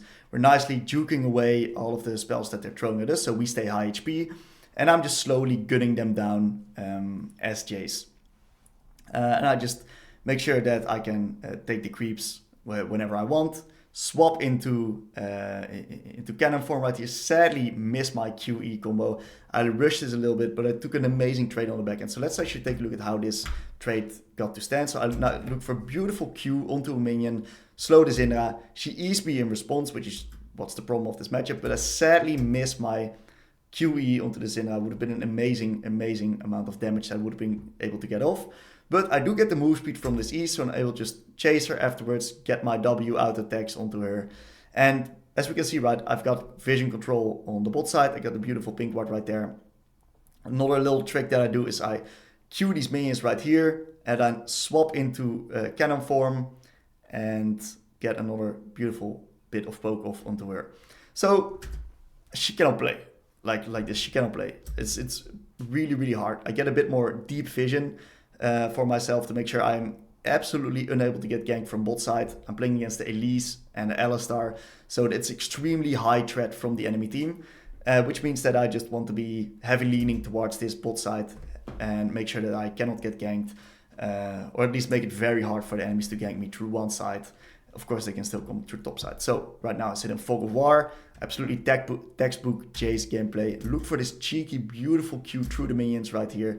And boom, Syndra needs to reset, which means that I take her on to another bad reset. Her wave state is completely fucked. She's going to lose like one, if not two, 1.5s to two entire minion waves. We get complete dominance and control around mid. We can translate this into the dragon because we have all our vision on bot side. So absolutely beautiful example of how to take control over the lane and translate that into the next stage of the game. I'm playing against Aatrox right here, and I want to start taking good quality trades. I use my nice cannon, like my hammer form trades into the Aatrox, bump him out right there into beautiful QE. And since he has no potions, because I farmed a little bit better early, he's actually in a lot of trouble. Like this trade allows me to take complete control of the lane, like absolute complete control. And I place the control ward in the side lane bush. I also place a nice little deep vision ward, so from bot side, they're never going to be able to gank me. And I'm just now going to try to snowball this lead that I got into the lane to basically get a bigger lead in the lane and then possibly even snowball it on the map. So I land another beautiful QE. I hover into the side lane bush, and the enemy team now has no clue what I'm doing, by the way. Since they've got no vision right here, I've completely established control, and that allows my Lilia to just sneak the dragon because, like, they have no vision. It's very hard for them to respond. So I try to look for a QE from Fog of War, but what we actually see right here is I slightly misstep. So I step outside of the bush with my E, and that allows him to respond towards my QE, and I barely miss it therefore, so it's a bit unfortunate. And I then swap to hammer form. He flashes onto me, I just flash his combo, and I'm actually kind of happy taking this trade because he's now in kill threat range. And I've got full control, so I'm not under much threat at all. So I got ganked by my pike right here. Beautiful dodge by the Aatrox, but I still grab the kill to get him with my pike. Shove out these next wave, get a little plate onto the pike, get my next item spike, which is the Warhammer. And it's just going to be rinse and repeat right now. I'm coming back into the lane, look for these QEs. Sadly missed that one because he dodged it pretty nicely, not the highest value QE. But in general, I'm just trying to look to make sure to take good quality trades, keep this control around mid lane, so I once again get this vision on the Raptors right here. It's very hard, by the way, for Aatrox to contest this vision, because if we ever get into a trade situation like this, I will win. So it's practically impossible for him to get rid of this pink ward, as long as he doesn't get help from anyone from his team. So I just get pushed right now, I get full control, he actually goes for roam on top. It's beautiful. When an enemy goes for a roam towards a different lane, as Jayce, you're the happiest man alive. Because you're so fast at taking these towers and taking these waves that you can basically get so much free gold right here. And that's exactly what I'm doing. I'm not compensating or trying to roam towards top lane as well. I'm just using my W, using my passive auto attack on my hammer form to get 2 plates in my pocket, which is 350 gold. And it's absolutely an insane amount, of course. And right now, I know I have my mythic gold, so I just want to be looking for a reset real soon, which is exactly what I'm doing. I'm hard shoving this wave, and I'm extremely upping the tempo of the lane right here, which makes it very hard for Aatrox to respond. Getting that creep as well, resetting on my Eclipse, and it's just extremely hard for Aatrox to do anything in the lane because he doesn't win trades, he doesn't have the control, he cannot really push, he doesn't have the wave clear advantage. We can literally snowball the lead that I have right now to other parts of the map, especially taking objectives is really good on Jayce with the priority that we have right now. Alright, so we've come to the point in the Jayce guide where this is especially important for the Jayce players and the Jayce experts. I have lost most of my Jayce games because of the illusion of action and the illusion of playing fast.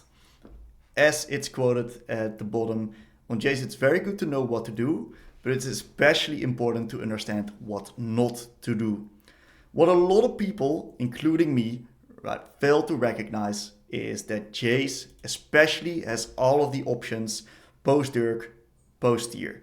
Before that, he can be played faster, but it's not always the best decision to play it fast. And even though an isolated lane or matchup may allow you to play fast, and on theory it might be the best option to play fast, it not only depends on the matchup, but it depends on the entire game. So it's really important that we have a holistic, good game understanding of what our team does, what the enemy team does, what our matchup does, and in the end it comes down to how much threat we are. Are we even allowed to play fast? How much threat does my team exert onto the enemies? Is it even smart to play fast, or are we just a scaling composition?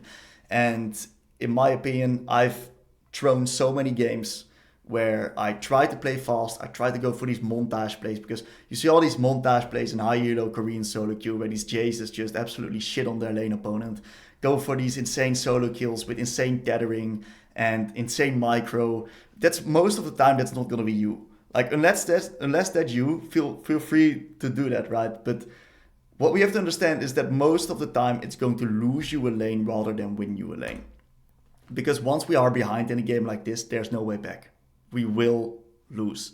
And I'm going to be showing you guys a perfect example of what this illusion of action means in an actual solo queue game. So think twice and champion select. Are we really allowed to play fast this game and pick our setup accordingly? Because it's going to make our life a whole lot easier in game. Let's take a look at the example. Alright, so we got ourselves a beautiful game state right here where I'm playing Jayce against Echo. And I opted in for Phase Rush, I opted in for Inspiration, I opted in for Doran's Blade and a Potion. I'm like, alright, I'm better than this Echo, let's fucking go. This guy is free, I'll just absolutely dominate him. He's also got Ignite, so I can maybe use my Teleport if I take good quality trades to force him onto a bad reset and really win the lane. So that was my thought process at the beginning of this game, and this is also why I took this setup. Also, Phase Rush is extremely good against the linearity of Trundle. And let's actually see how this played out for me and make some conclusions after the lane right here. So I see the Echo, I go for a nice little Q mana flow band proc onto him, get a little bit of Scorch and get a little bit of damage onto him. So I'm like, alright, very good stuff. I'm playing against the Echo, I can maybe look to do a 2 or 3 wave stack, really pressure him in the tower. So what I already do right initially is I auto attack one of these caster creeps. So what's going to happen is these creeps are all going to move forward because they slightly target me, and that's going to make it more, it's going to give me more room in the lane right here to really start pressuring the Echo. So I see nice opportunity to auto attack right here. I move up, I can maybe auto attack him again on this creep. Beautiful, I'm pretty happy right here. I walk up very aggressively, maybe I can look for a Q. And I'm actually doing pretty happy right here. I'm stacking a big wave. He's queuing the minions, which means that I get more opportunities to actually harass him right now. And I see he walks up and I'm like, damn, that's a good opportunity to trade for me. He's going for the creeps. And look what happens, I get ganked by Trundle. Alright, so that's pretty shit. I get out using my flash, blows, it is what it is. And in game I was like, damn, jungle div, you know? Definitely not the case, but that was the thoughts going through my mind right here. So this Echo misses his Q. I'm like, okay, I can take a nice quality trade. I'm pretty happy right here with this trading. I go for another beautiful trade right here using our QE and also getting out his flash. I'm like, great stuff. Amazing. I'm popping off. I'm gonna solo kill him. He's got no TP and I'm in an amazing position. I get ganked by Trundle again. And yeah, it's just an absolute disaster. I'm gonna be honest. Not only do I get ganked by Trundle, but also by Rel.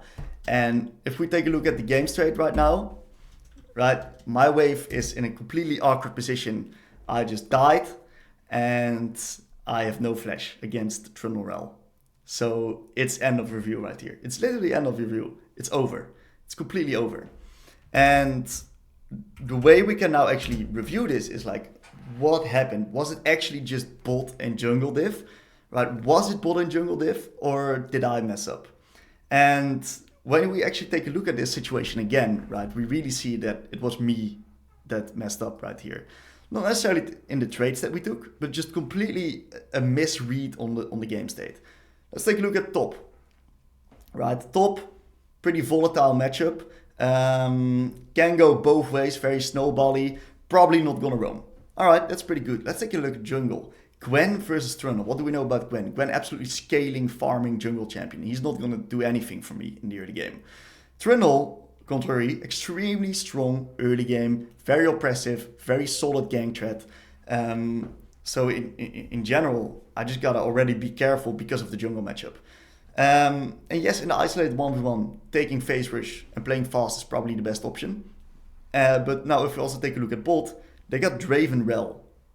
Right, Draven Rel. That's one of the most oppressive early game bot lane duos that there is. And that actually now when it comes to realize is, okay, so my bot lane doesn't have prio, they're gonna get pushed in. My jungler actually has no agency in the early game. So if I play fast, I will just be a sitting duck. I'll be the target. And that's what I realize right now. I'm like, shit, I fucked up. And there's no way back right now. I will lose this game. And it's gonna be a quick one too, yeah, 15 minutes FF. Purely because of me messing up right here. I die like twice more. Absolutely snowballs out of control. So this was the perfect game where I realized, like, damn, I played too fast. It didn't matter if I was able to solo kill this Echo or not. Right? The only thing I need to do is allow my team to skill up, hit our item spikes, and really when we're strong, that's when we start to play, and we would have been able to have a much higher chance at winning the game because our win chances are just much higher. I played stupid, I played too fast, I got punished for it. And this is a theme that will happen a lot in your Jayce games as well, guys. And I really recommend you guys to think twice before playing fast and really analyze the game state holistically. Best thing you can do it is in Champion Select, because if we are able to do it in Champion Select, we're going to be able to adapt our room choices towards it, and it's going to make our champion much more effective and efficient. Jayce is actually one of the most snowball heavy champions in the game. And in this clip, I'm actually going to show you guys how to snowball on Jayce. So in this game, I'm actually playing against the Qiyana, and if we can take a look right here, I've got Duskblade, she's got Duskblade, but I have a tier and I have fully upgraded boots. So I'm slightly ahead. But the main important thing is that I'm a level up right here. I'm going to be leveraging this small lead that I have in the lane into a way bigger lead in the game. And I'm going to explain you guys exactly how to do that, because there's a few things that comes to play when it comes to snowballing on Jayce. So in this example, usually what you want to be doing as Jayce is you want to be poking the enemies out. So you practically put pressure on them so you can take control around the whole area around mid lane. And that can then lead to other advantages on the map. So right here, I'm just looking to sit into Fog of War right here. And if Qiyana ever mispositions, I can look to hit her with my QE and slowly start chipping away at her health bar. And as you can see, with the full vision that I have, with the control ward, I'm always going to be in Fog of War. Beautiful QE. And the Qiyana can practically never all in me from this stage already because she's too low and she will die if she tries to. So I once again try to abuse Fog of War. Sadly missed that. It was a bit of a gamble. Wasn't fully necessary to throw, but it didn't lose too much with it as well. I can now just completely hard shove this lane. And once again, I'm going in Fog of War, looking for a QE. And another beautiful QE onto the Qiyana right here. It makes it very, very hard for her to play. So right now, Qiyana is practically forced to base because of this QE. She's really low. So I see some action happening on bot. And because I have full control on bot lane, I can just literally hover down there. What's really important that we do to have this control around mid lane is that we ward and lean correctly. That we also understand threat assessment, but that we also understand what this control does towards the enemy team. And that's something I'm going to explain right now. The fact that we have complete vision on enemy bot side means that it's going to be very hard for the enemies to make a play on bot side. And that means that we can just permanently hard shove the wave. If we ward and lean towards bot side, after hard shoving the wave, we can then chuck in towards fork, and the enemies do not know, they don't have any idea what we're doing. We can be doing dragon, we can be roaming bot, we can be sitting in the bush, we can be invading. They just don't know. That's the power of this pink ward as well. Like the control ward there is so unbelievably powerful when we're ahead on Jayce, and I really recommend you guys buying that every single game. So I know that Qiyana does not know what I'm doing, and that's because I can be resetting, I can be in the fork, I can be moving bot, we just had to play on bot, I can be helping with the dragon, she has no clue. And she actually sees the dragon being taken. So she's like, alright, Jayce is not on mid, Jayce is not on dragon, and there's no play on bot, so he's probably not in the lane, right? But I'm just chilling in fork right here, and look what I do with that. I just throw a QE from the bush, and she loses a quarter of her HP. Is it balanced? No. Is it good to use? Definitely. So I just hard shove the lane once again, and once again from fork, another QE, and I just start gunning down at HP. I see something happening on bot right now, but first I look for a little bit more poke, beautiful Q without an E this time, and I see a play on bot, and because I have full control, I can literally just roam down there first. And it's really hard for Qiyana to answer because she has no vision in this area. And because she has no vision in this area, if she ever runs into me, I can just, if I sit in the bush, I can just kill her and one-shot her. So the enemies really get pressured because they cannot really play around mid because we got full vision and they cannot really contest it because I'm so strong. They also cannot really play around bot because if they make a play around bot, I'm the first one to move, which is what we're going to be seeing in this situation right here. And that's basically giving my Jinx here a kill. And we take the Talia flash. Beautiful, beautiful sequence right here. And as we can see, Qiyana does not have the capacity to clear these wards right here. So once again, I come from lane. She oversteps, she makes a slight misplay, she dies. And we're absolutely out of control right here. We're absolutely out of control. We've won bot lane with our priority, with our pressure from mid. We've won mid lane. And it's really hard for Qiyana, at least to get back, to ever contest this vision right here. The main thing that I need to do is stay alive, keep hitting my QEs, take these good quality trades, and then once we've shoved the wave, we can just hover down into the side lane bush, and the enemies have no clue what we're doing. We're moving on to the mindset slide of Jayce. And I was thinking for this for a long time, because I was like, how do you actually think as Jayce in the game? And it was really hard because he's so versatile. He has so many options, so many possibilities, different room pages, different ways, different identities. But what does he constantly, consistently do in every game? He basically is the perfect champion for Chovy because Jayce is all about efficiency. Keeping our farm high, getting all the resources on the map to hit our item spikes as fast as possible. He's also a snowballing champion. Very oppressive from ahead, but really useless when behind. What do we know about Chovy? He rarely loses lane. So he's going to be quite good at that snowballing aspect. And one thing as well about Chovy is he's really good at valuing his life. Threat assessment, he's extremely good at that. And we can basically think like we're Chovy when we're playing a Jayce game, and we're probably doing the right thing. And that means that we're just going to be taking all the jungle camps, taking all the side lane waves, being hyper efficient and not dying. So if we think like we're Chovy in a game, we're going to be in a good position and probably have a good idea of what we're supposed to be doing in the game. So what does Chovy not do? He doesn't die, right? He rather stays safe than going for a flip play. There's no need to flip, because if we flip in the wrong direction, there's no way back. Moreover, lose lane.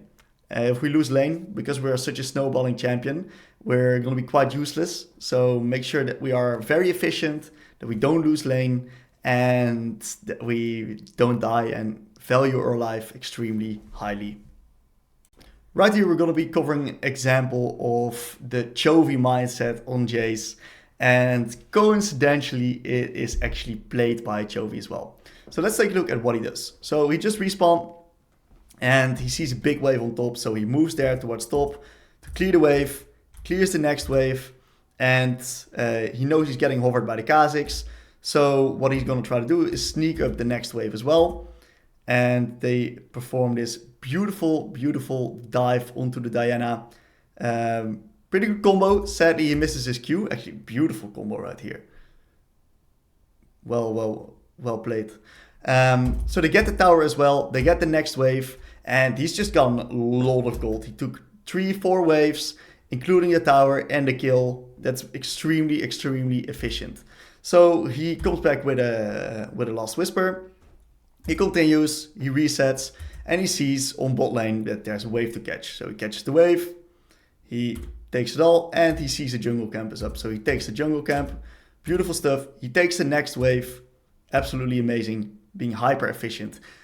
Right here, Sculler Crab is up, takes that one as well, being extremely efficient in general. And now he sees both Diana answering top, Cassandra answering bot, enemy bot lane overstepping. So this actually looks like a very nice opportunity where they can collapse onto enemy bot lane.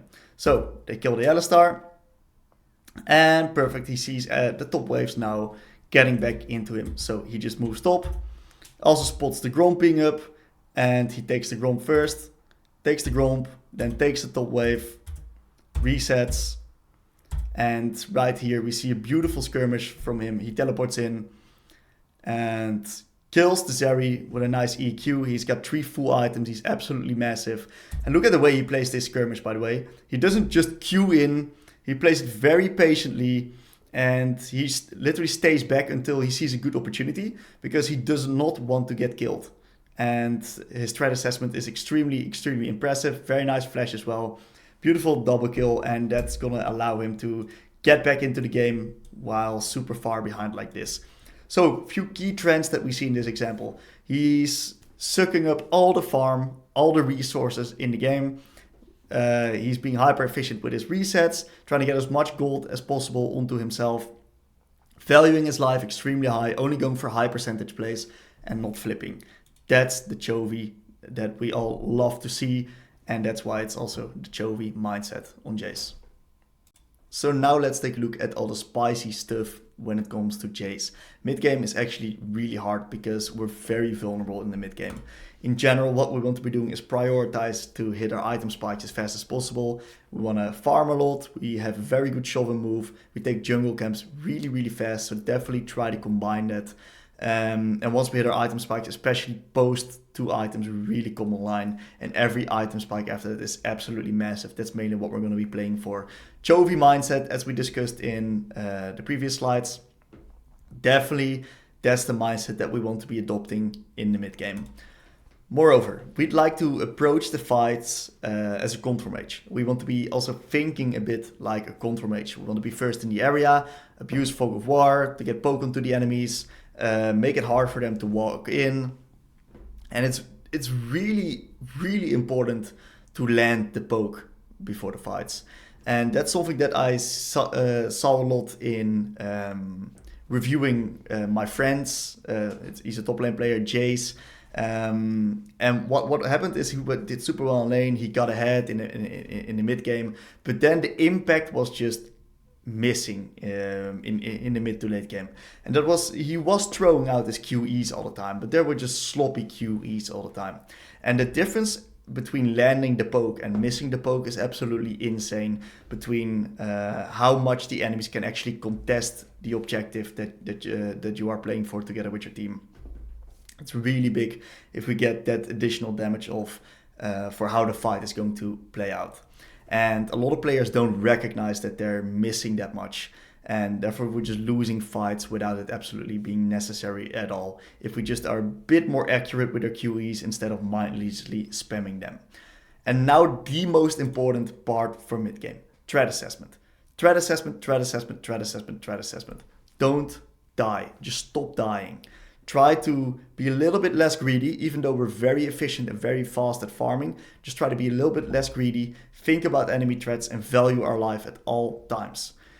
In my reviews, threat assessment and valuing my life came up as a topic in 80% of all the Jayce games I've played. I almost threw like so many of my games just because I don't value enemy threat for like one moment in the game, and I almost give away my shutdown.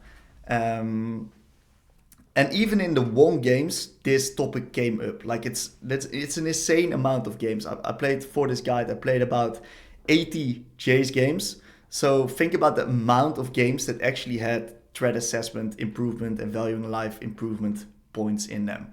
It's absolutely insane. That's also a topic that we're going to be covering in the examples for the mid game right here. Final thing to really focus on: how does phase rush and or conquer affect our mid game? It kind of depends. If we run phase rush compared to first strike, we're getting a bit more into that bruiser fighter identity. We're a bit better at side laning. We have a bit more self peel on the side lane as well. And our poke before objectives becomes a little bit worse. Compared to first strike, if we have first strike, our poke before objective actually is really good. We get a lot of gold from it too. And Conqueror is a little bit similar to phase rush. Our side laning is a bit better. Our 1v1 especially is a bit better. But we are also very vulnerable to threat. Conqueror is just generally better in these extended fights against a lot of tanks. Otherwise, we're just not really going to be taking it. So let's take a look at a few examples. I'm going to show you a few good examples on how to do it. I'm going to show you a bad example as well to make sure that you avoid falling into that trap. Let's take a look at them. Alright, so this is a beautiful example of how to approach the mid game on Jayce. So before we actually go into the actual gameplay, we're going to analyze the game set real quick. It's 7-12, so we have a slight lead. We're definitely in the lead right here. We got a pretty solid team comp, but we don't really have scaling too much on the top side. So it's definitely good to translate the lead that we have into a pretty efficient victory. That's what we want to be doing. So what we do as Jayce right here is we're mainly going to be aiming to play around these objectives and either look to get some poke off beforehand or look to get a nice good quality skirmish in. And since we have reached our first initial item spike, we're definitely able and allowed to go for these kind of skirmishes. So already I'm going to be around mid. We got cards on bot lane right now. Not really ideal for us. It would be good for him to move up, but Silver is matching him, so it's actually completely fine because that makes it 4v4. Mid game is just about to start. There hasn't really been any towers falling, and there's a skirmish breaking out. So I'm a little bit late to move towards the skirmish. I'm a bit greedy for the wave, but it is what it is. I actually look for skirmish right here. Skirmish is pretty split up like this. I'm pretty happy with that because that means that the Olaf is not going to fully target me. And because my Renekton is so unbelievably fat, it's going to allow me a lot of time, buy me a lot of time to actually get the skirmish going. So I look for the kill here onto Jayce. Beautiful lucky snipe where Jayce made a minor mistake. Victor made a minor mistake by overstaying. And this eventually is going to lead to us getting the Herald. I'm able to shove on top, get the top tower, be extremely efficient, cover for the Herald, and now I recognize instantly, okay, Drake's coming up, so I'm already pinging for the dragon. I got my second full item power spike, which is absolutely insane, by the way. The Muramana spike it's really big. And because I already recognized before I was resetting right here, okay, dragon's coming up, I'm moving towards the dragon, and of course another skirmish breaks out, because when doesn't it around these objectives, right? So I get myself a beautiful amount of kills because I'm really strong together with my Muramana spike. And I grab myself a few nice kills, which allows me to get extremely, extremely fat in this game. Very nice skirmish, very slow, methodical, exactly the kind of skirmish that I want on Jayce. And look at the amount of damage that I do. I've just absolutely snowballed out of control once I've hit the Muramana. So, moving on right here, alright. I get the mid tower, I get some more gold, I see enemy raptors are up. I wanted to take enemy raptors, of course, because Chovy mindset, I want to be efficient, grab as much CS as I can in the game. And because I don't really have a next major power spike coming up yet, I'm just staying in lane for now. Looking for some poke onto the Victor right here, sadly miss it, could have placed a little bit better. But I see Xerath overstep, I make a beautiful play onto the Xerath right here, predict his movement as well. Pretty nutty, and I instantly go back to bot because I want to be efficient. I don't have my major big power spike just yet. Me getting components doesn't really do too much. I see Olaf overstep right here, and I want to talk about the combo usage in this example right here. So what you see me do is I actually intentionally stay in cannon form right here. I do not go into the hammer form because I want to start the trade with cannon form.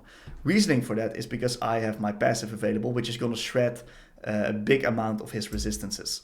So as we can see, the resistance shred, I deal an insane amount of damage afterwards, and I practically one-shot him. I also want to end in hammer form against him because it's going to give me more resistances. So if he decides to pop ult and try to all-in me, it's going to make it harder for him to fully one-shot me. So this was the right approach to this combo against the Olaf. So I'm still not on a full item spike just yet. I'm very close though. So I'm shoving these waves. I'm getting a little bit too greedy for my item spike right here.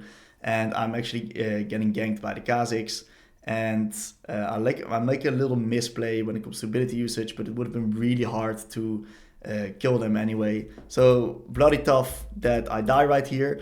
But I do have my next item spike. So this is definitely a threat assessment valuing life issue. And in different games, this has actually cost me the game. Because getting this shut down to like bruisers, it's going to be very hard to match them. That amount of gold to bruisers is just really, really oppressive to play against.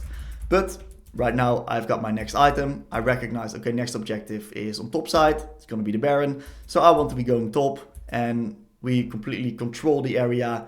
We're here first, and what's going to allow us this to do? The enemies are walking in. I sadly miss my poke, But what's really good is that we are able to finish off the Baron. Could have played a little bit cleaner. But in general, it's very nice that we get the Nash. I misplayed the skirmish as well, but it's actually just completely fine because we got the Nash. Even though it could have been way, way better, I could have played the skirmish way better. To analyze real quick, how could I have played the skirmish better? Well, I think I was a bit too scared back here. And I do get a pretty nice QE onto the Sivir right here. But I'm not really doing much with my cannon form in the back. And right now, I have flash up, I've got Q up. What I could do is go literally flash Q onto either Kha'Zix or Sivir, get my Duskblade, and would I have been able to survive? Probably not, but I would have been able to grab my Duskblade, probably kill both of them, possibly even kite away because I still have my Phase Rush, so maybe I could have clutched it. But I lost my character for a month. It happens sometimes. Even happens to me, guys. Don't worry about it. And instantly what I do is I see, okay, next play, instantly dragon. I'm the latest one to respawn. So what I do is I TP mid to make sure that we're there first. But my team actually smurfs, gets a few picks, which is going to lead to us being able to get this dragon. And we get the soul. And from this point, it's practically rep because we got picks. We got the Baron buff still on our Rek'Sai, which is going to completely allow us to siege, poke the enemies, right? Poke them out, get more advantages, and the game is pretty straightforward from this point. Alright, so this is going to be the second game that we're going to be taking a look at, and it has both bad and good examples of how you want to be playing the mid game on Jayce. So initially we have a little skirmish around mid, and I lose some HP, but Cassiopeia is forced to reset. So I'm going to use this time to get myself some resources right here, because I want to reach the Muramana ASAP, of course.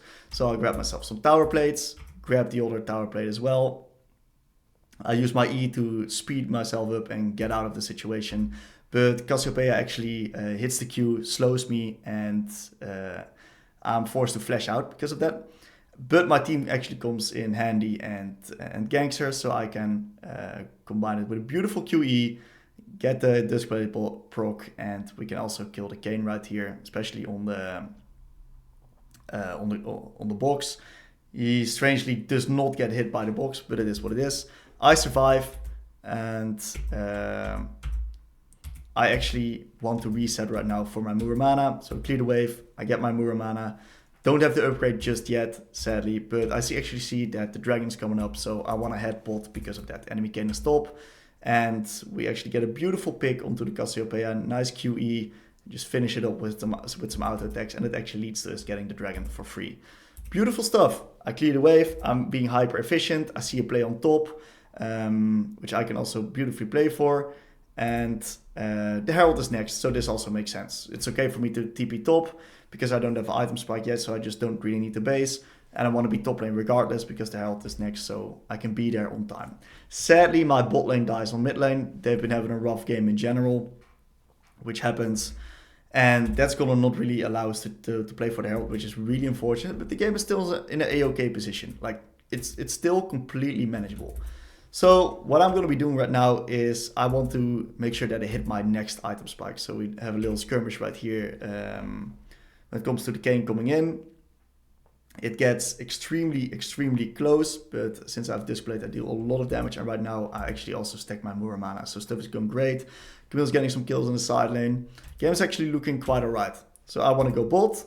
I'm shopping out these waves because I really want as much gold as possible before I reset. And game is actually looking completely fine right now. So sadly, they die on mid, but that's completely fine. I reset, but it's a really greedy reset, and Kayn actually decides to punish me for it.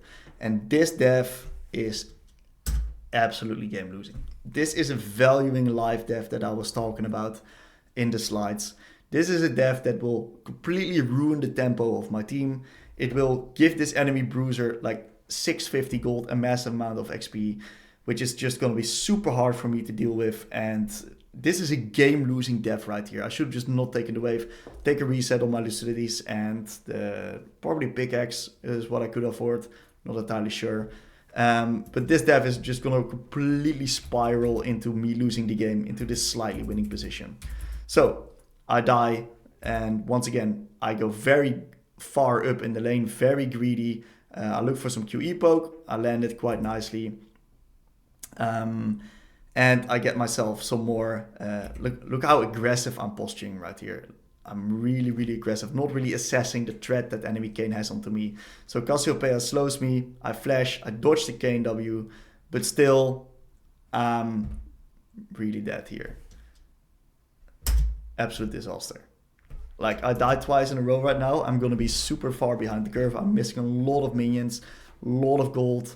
I give the enemy win condition a lot of gold. My team actually dies up on the back end as well because they get flanked by the king right here.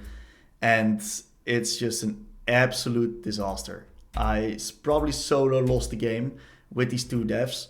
Then I TP in, trying to salvage the play. Being over aggressive right here. I get tunnel vision. I know I already made a mistake. I sadly cannot reach the Kai'Sa.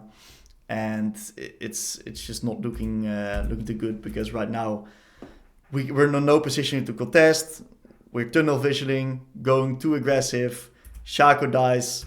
We lose the dragon. We lose the Baron. Game over. Fully on me. Fully on me. And that's all because I died in bot lane twice. Therefore, we lost all tempo in the game. I lost access to resources, which didn't allow me to really get any stronger from the point that I already was. And we therefore also lost a lot of fights. My team got picked and we just lose the game. Really unfortunate. But these games are just gonna happen on Jayce. It can be worse though. I'm gonna show you an even worse example of a mid game on Jayce right now.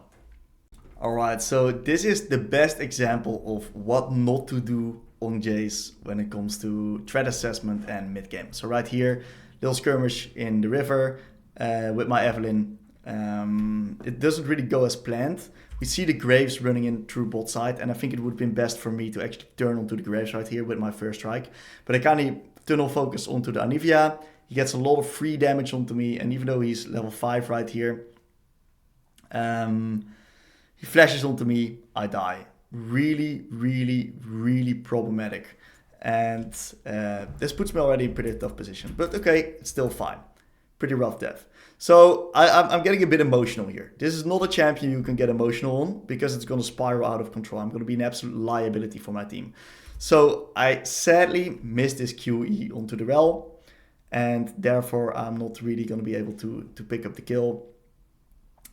Which wouldn't have been worth at all in any way. Because what am I even doing right here, right? I'm going in for no reason. My team's not able to contest. My support is not there. We're in man disadvantage. It's just in general really hard to play against an Anivia as Jayce as well. So I die right here. 2 deaths in very short amount of time. This is gonna be a tough one. So I continue. I get some plates on mid. I get really greedy once again because I'm emotional at this point. I want to get back into the game. I know how good resources are on me. But because of that, I don't really respect Anivia's all-in threat right here. And look at the amount of damage that she's able to do to me because of that. She's almost able to kill me. And I have no TP. I just used it on the tower. So I'm just in a really sticky position in general. Eventually, she just walks up under the tower. Gets very nice RQ for her, which forces me to flash out. And it's just purely threat assessment and respect and valuing life. I just do not give a fuck at the moment. Really bad, really terrible gameplay. My Ziggs is popping off, absolutely destroying enemy bot lane, but I'm just speeding up the game pace for no reason at all. So Anivia flashes in. I actually use my move speed very well here to dodge out on the Anivia Q. But for some reason, I think I can outplay her. And that's because she's low mana, but she's able to get the E off regardless, so I die. You guys don't see it, but I do go for an FF vote right here. But it doesn't work because it's minute 15, because I know I'm messing up right now. And it's really hard for me to get out of this position. So I move up here into top. We get a nice, we try to get a nice pick, but the enemies have some plot armor, so they get away. So once again, I'm instantly into, okay, in skirmish mode. Okay, I got my mythic item. Of course, that's not smart. I want to slow the game down, just get my resources, avoid fighting this Anivia at all costs. And Anivia gets a very insane roam play on bot, so I just take a lot of plates. That's really good. There's some good stuff here as well. And once again, right, look at what I'm doing right here. We have no bot prio. I'm completely in a man disadvantage. I queue into the rel. We sadly don't get the Drake, therefore, and my Blitzcrank dies.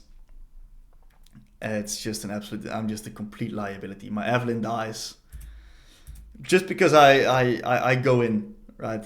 This is completely the illusion of action, me trying to force stuff, and now I go into the side lane and I'm playing against Anivia. I see the Anivia on the minimap right here. I just literally see her walk, and still I decide to walk up. For some reason I want to get in there in that bush. She's going to get this absolutely nasty trade upon me. Very nice spacing by her. I got to give that to her in general. But look at the absolutely filthy trade she's able to get onto me on bot lane because I'm just so behind, right? Jayce is a snowballing champion. Absolutely spirals out of control. I have to take a bad reset, lose a wave. I come back, right? I come back. And the first thing I do is instead of just staying nice on ranged form right during cannon form, I instantly just queue in, take this horrendous trade once again, and I can practically reset again. It's just a tragedy to watch. It's unfortunate I have to include this for you guys for some good content, so you also know what you shouldn't do. But I die. Complete liability for my team right here. We do get a nice little return kill onto the Gragas, which is good. But as we can see, like my Ziggs is absolutely popping off, but I'm just an absolute liability for the team. Now this is going to be the end of review play right here, where we're trying to contest the Herald, which is fine. I TP in. Jax is a bit overextended, but he gets out. My team is fighting up right there, and look what I'm doing. Right, instead of me just nicely as a control mage decide to go back over there and play with my team, I'm completely overextending here into a zoning champion like Anivia. Like it makes no sense at all the way I'm positioning. Therefore I get absolutely chunked. And that makes the dragon like really hard to contest me getting chunked this hard. Eventually they do hook the Anivia, but my Blitzcrank gets edge ulted, and we just get absolutely kited to death by the Ashe, which allows Graves to take the dragon, and eventually we're just gonna bleed out right here. I died too much. Let's take a look. I make a few decent plays here as well, and once again right here, just complete lack of threat assessment, lack of respect. We see that the enemy have complete control of top side, but I still decide to take this wave. So they now do chase me, which makes complete sense because right, they have got full information. And right here, I die to the Graves. I use my flash as well. And this allows them to get more picks onto my team, eventually take Nash, and we lose the game of it. Absolute disaster Jayce gameplay by not valuing my life, not respecting enemy threat assessment that is, and just tunnel visioning on looking for trades, trying to do stuff, illusion of action. Really painful to watch. You're gonna lose a lot of your Jayce games if you're trying to force too much. Like it's okay to just slow the game down, play for your spikes, and play high percentage. That's mainly what you want to be doing. Really value your life, guys. That's the message I want to be giving you with these mid-game VODs. Super, super important. So teamfighting and skirmishing is probably the highest skill cap thing when it comes to playing Jayce. The reason for this is because we have both a melee form and a ranged form, and that makes it very unclear what we're supposed to be doing in a team fight or a skirmish while getting the maximum amount of damage off. Like the skill cap is so unbelievably high on this, you have no idea. Like it's absolutely insane. And we need to hyper focus on this to become an exceptional Jayce. If we want to bring our Jayce from a good Jayce to an exceptional Jayce, this is mainly what we're going to be focusing on. So skirmishing is generally a feel thing on Jayce. Because we got a lot of options with hammer and cannon form, it's really hard to think during a skirmish. We have to feel what we can do. But there's a few things that has really helped me with my skirmishing on Jayce. And that's mainly assessing key threats. Key threats are crucial on Jayce, because this is going to be the difference between us being alive and being dead. And what's going to happen a lot, which is point number 2, is that we fall into the trap of using hammer form too early, jumping into the enemies, and that has solo lost me a lot of fights and games also because of bad skirmishing. So a good mindset to have when it comes to starting out fights and where we want to be positioning, we can basically adapt the control mage mindset. We want to be positioning ourselves a bit like a control mage, and then we're usually in the right position. Of course, it's not always going to be the case, but most of the times you're going to be on the right position with that. But skirmishing is, in the end, it's all about threat assessment. Like, if we have good threat assessment and we know what the enemy threats are, we can play around with it, and it's going to be much easier to decide if we're going to be in hammer or in cannon form. So there is some other skirmishing tips that I can give you guys. We are also able to facilitate a little bit on Jayce. Don't only hyper-focus tunnel vision on the fact that we can deal damage. We can also facilitate a bit by using our cannon first auto attack to shred the resistances of big tanks. A good example is a massive cho'Gath running around, and you are playing a front to back together with your AD carry. What you can do is you can use your first auto attack to shred the resistances by a big amount to really get through the cho'Gath and start dealing some true damage to the cho'Gath, especially if we go cleaver as well. We can also peel using both our E's, hammer E to get key threats of one of our carries, maybe our win condition, and cannon E to get some move speed for our win conditions, our secondary win conditions in our team. Very underrated, actually really useful. The move speed lasts for very long, so definitely worth using that on your teammates as well. And then as a final note on skirmishing, right? Sometimes we're just going to lose a skirmish. And even though we want to review it and go in detail and ask yourself the question, okay, maybe we could have positioned there or done this and done that. Sometimes it's just not even worth doing that. And this is where the real skill cap is, right? There's a lot of bullshit in the game. And what is bullshit? Bullshit is Malphite ult. If we don't have flash and the enemies have Malphite ult, it's not even worth reviewing. Because we will get ulted, we will die, and there's nothing that we can do against it. So it's crucial to separate noise and signal to not get stuck in the review. It's very important that we want to be as efficient as possible by reviewing this and still getting the maximum learning out of it. And if we're able to do that, that's when we're really going to get better on Jayce. A lot of traps that I see, especially in the mid lane academy, on the people that I coach, is that they fail to recognize what is noise, what is signal. They get stuck 3 hours watching at a vault and therefore not getting the games in, absolutely overcomplicating the situation. It's just as simple as that. We didn't have flash, we didn't have vision, enemy Malphite ult, so we died and we lost the skirmish. Sometimes that's just the case. Alright, and I want to give a final note back to threat, because that's what I'm going to be, that's the way I'm going to be reviewing a few skirmishes that we're going to give an example for. And that's going to really allow you guys to see why something makes a good skirmish and why something sometimes makes a bad skirmish. Let's take a look at it. Alright, so this is a skirmish that it's a must watch. I'm going to be explaining my thought process of what goes on in this skirmish and what I'm exactly looking at.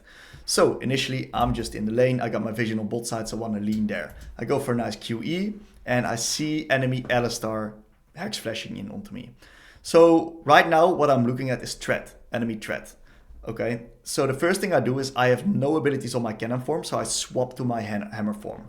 Moreover, it grants me resistances. So if this guy manages to combo me, I have more armor, more magic resist that I can play with if Yone decides to follow up. But I know that I want to avoid threat at all costs. So this guy W's into me, and I know that my E is a very high priority ability. So what I do is I E him beforehand because I know what he's going to do, and that's actually going to allow me to dodge his Q because I push him back that way.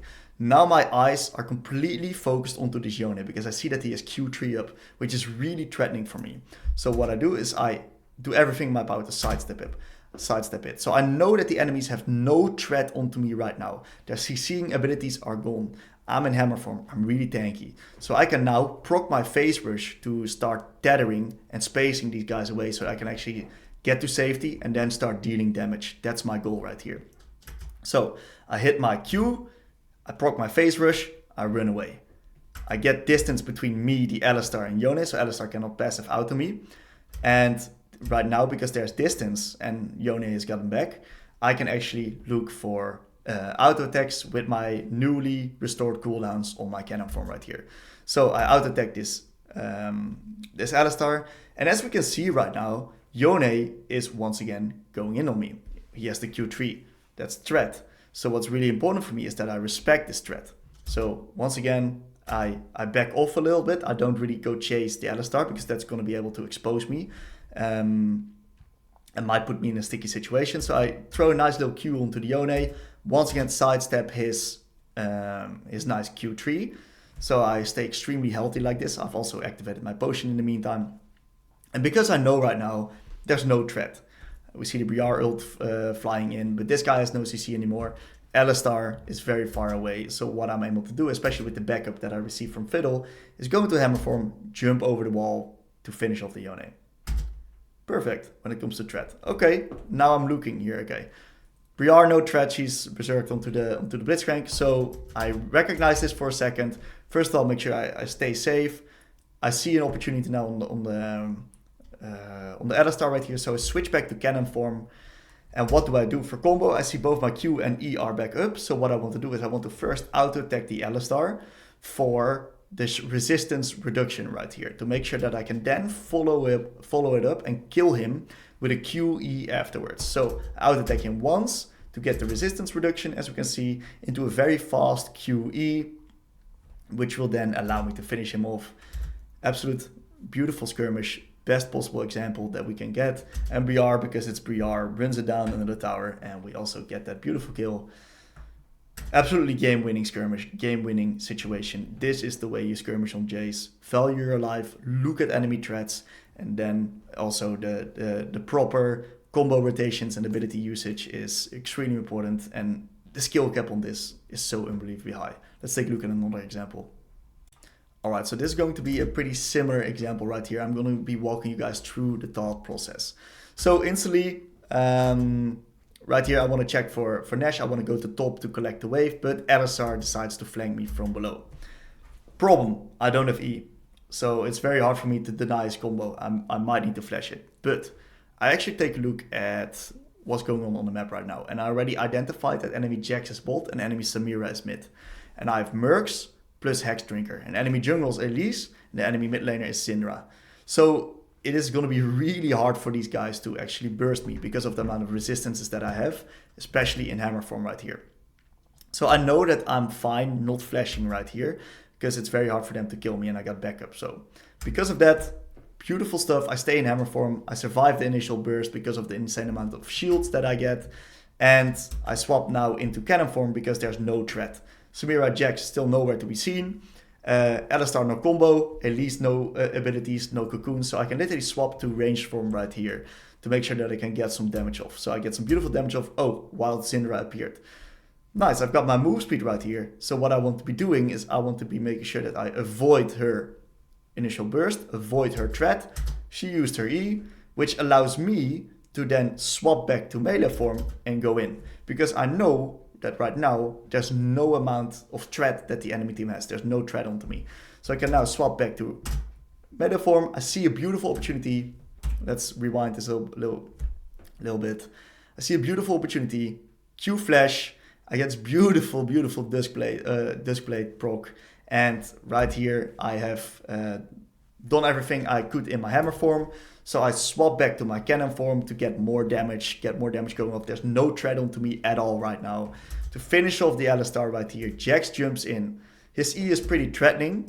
I don't think he's going to be able to one-shot me, but you never know. So what I do is I kite back and then I jump back once his threat is gone. The very fat Samira then decides to join in too late, but we can just finish her off. She's not too much threat for me alone. So beautiful skirmish right here by understanding enemy threat, understanding the limits of what we can survive and when we can deal damage, which is going to allow us to get maximum amount of damage off and win the skirmish very easily. Alright, final example right here. We're playing Jayce as well, and we see a play on mid lane. I'm porting in to support. Belvev appears. Okay, I gotta be very careful. I dodge out on her W, very nice sidestep. I go for a nice QE to get some damage onto the Zeri. Jarvan re-engages, and I'm feeling good right now, I'm feeling hyped. I go for a nice Q onto the Zeri. I flash Q, but I forgot about Belvev W. And that just gets me killed. It's that simple. We do win the skirmish on the back end though, but pretty lucky. And definitely small misplay by me. I should have played it slower. I didn't recognize Belvev have her W backup already. And therefore I didn't really assess it as threat, which led to me dying. And you see how easy it is to die in a skirmish like this. You just need to misassess one key threatening ability and you'll just get absolutely blown up. And it's going to be the difference between winning and losing a lot of skirmishes in your guys' games. So especially when it comes to skirmishing, guys, think about threats, review it very carefully, and review those threats as well. What did we miss? What did we get right? Especially if a skirmish didn't go our way. I was 0-5, by the way. I was running it down. That happens to everyone, you know. So yeah, skirmishing definitely a very hard part from Jayce, his kit, and extremely high skill ceiling. And I really hope you guys have a crack at this because it's really fun to look at. So here are some other general Jayce tips that you want to be using in every single one of your games. So first of all, when the enemies roam, if our lane opponent roams, feel free to stay mid and take plates. Jayce is so unbelievably fast with our cannon W, auto attack reset, and hammer form passive auto attack. We just trade 2 plates for a single roam, and the amount of gold that we get from the plates, it's just so unbelievably good. So feel free to, with our insanely high wave clear and high tower damage, to just stay in the lane and take plates. No need to compensate. Next up, we can use our cannon E and our ult, just in general, to get to lane faster. Just always do it. Also, when you want to be roaming, use our cannon E, use our R to get to lane much faster, or towards the side lane, depending on what we need. Another nice tip, especially if you get a little bit into high elo, is we want to swap up our placement in Fog of War. So one time we're going to be sitting in the bot push, one time we're going to be standing behind the ledge, one time we're going to be standing even further behind the ledge. Swap up our placement. Don't sit in the same place all the time, because then the enemies will start expecting it. And they're going to try to position themselves in a way that they cannot get hit by your poke. So make them think on which side are we actually leaning, and that makes it very impressive to play against if they just have no clue where you are. So really big tip, especially in the lane. Then there's also a few tips when it comes to wave clear, and I'm going to be showing you guys these in this clip right here. So what we can do is we can just AoE all the minions and last hit them with our empowered QE. Is in general a very solid wave clear tip. Another tip, and this is basically my favorite way to just clear waves when you have priority or pressure in lane, just auto attack the melee minions. That's completely fine. Get some mana back, and then QW in hammer from the backline minions. That's just always what I'm going to be doing. Next wave right here, right? When the minions get extremely low, what we can do is we can also just activate our hammer W. No need to auto attack them, and once again Q them, just to clear the wave. It's really fast, very efficient, and it's extremely hard to just miss creeps because you basically one-shot them. Next wave right here, we go for a nice QE from the Fog onto the Kiana. And right now I just want to be clearing the minions. Auto attack, auto attack, auto attack, auto attack into the QW, and we just finish it off. And you don't miss a single creep, because it's really easy to just one-shot the creeps like this. So this is a perfect example on how to wave clear on Jayce. And then the final tip is feel free to dodge games with an overwhelming amount of bullshit in it. So if we have to play against Malphite, if we have to play against Vi, Alistar, Yasuo, all this hyper threat, right, that just gets onto you and sticks onto you. These champions just blow to play against, and if the enemies have too much of it to realistically deal with in a game, feel free to just dodge. Because what are we going to learn? All right, we played against the Malphite. We couldn't win. We just got ulted. We didn't have flash because we used it in the previous fight, and we just died. So there's going to be limited amount of learning in those games. It's going to be very one-sided, very boring. So feel free to dodge games with an overwhelming amount of threat or bullshit in it. And hope for better looks the next game. We're moving on to one of the most controversial parts of this guide, which is the matchup tier list. And I'm going to say this is from my experience. And other people can have different experiences. And especially the ones in this section right here can be moved up, can be moved down a little bit based upon what you think or what you have experienced in the matchups. So first of all, we're going to be starting with the harder matchups. And those are Aurelia, Malphite, Neeko, and Anivia. Aurelia, because she has an insane amount of threat onto us as Jayce. And she wins extended trades, but it's also very annoying when it comes to sustain. Malphite, because the insane amount of threat. Neeko, because of the insane amount of poke that she has, and she practically forces us to start D-shield and take second wind. Otherwise, we're not going to be able to survive her poke if we play against a good Neeko, that is. Moreover, her 2v2 is extremely strong and can just completely outpressure Jayce, and Jayce cannot really take over and establish the control on the lane if he's playing against a very strong Neeko. Same with Anivia. Anivia just has very solid sustain, especially if she goes Roa. She can have a lot of wave control. It's hard for Jayce to ever go in hammer form if Anivia tethers correctly. Very, very, really hard matchups. The annoying matchups basically have one team, and that's just that the lane is hard. The lane can be extremely hard. Their 2v2 might be strong, and that makes a matchup pretty annoying. When it comes to unfavorable matchups, is these lanes can be hard if we misplay, or if we cannot really get going. Good examples can be Syndra, Victor, that take Ahri, and if they take good quality trades, it can be very hard to take control around mid lane. But also examples like Ryze, he kind of fucks up our trading pattern, and he has also very good sustain. But also champions like Kiana and Cassandra that have just an insane amount of threat upon us.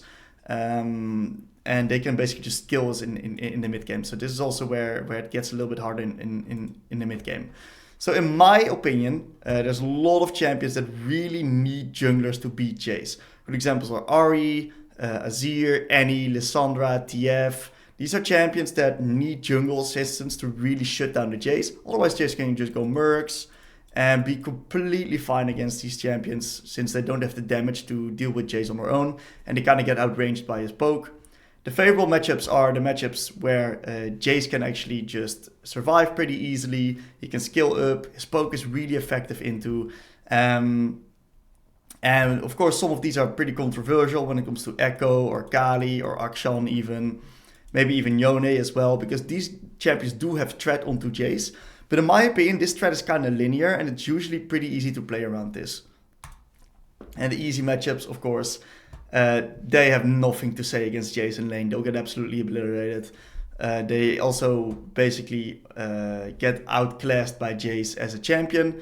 Very good examples are Aurelion Sol, Corki, Kayle, Kassadin. They just get absolutely annihilated by Jayce and by his damage. Swain as well. Galio, not that good against AD mids. Jayce does too much damage for him. And phase rush into a matchup like Cillian, or into a matchup like Swain or Aurelion Sol, just makes it really hard for these champions to basically work the way they want to in the lane. Next up, we got Jayce In Draft. So what's the stuff that we want to be looking out for when we see stuff like that in the draft?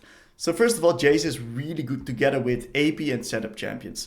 Champions that provide some CC, some space control. So it's easier for Jayce to poke, it's easier for Jayce to land his abilities. And of course, AP and AD damage composition, of course, is way better than fully AD. Another good example is Ziggs, that just allows Jayce to poke together with him, create control, have priorities, and it's really hard to play against these oppressive poking champions or champions that set up together with Jayce the control that he needs in the mid game.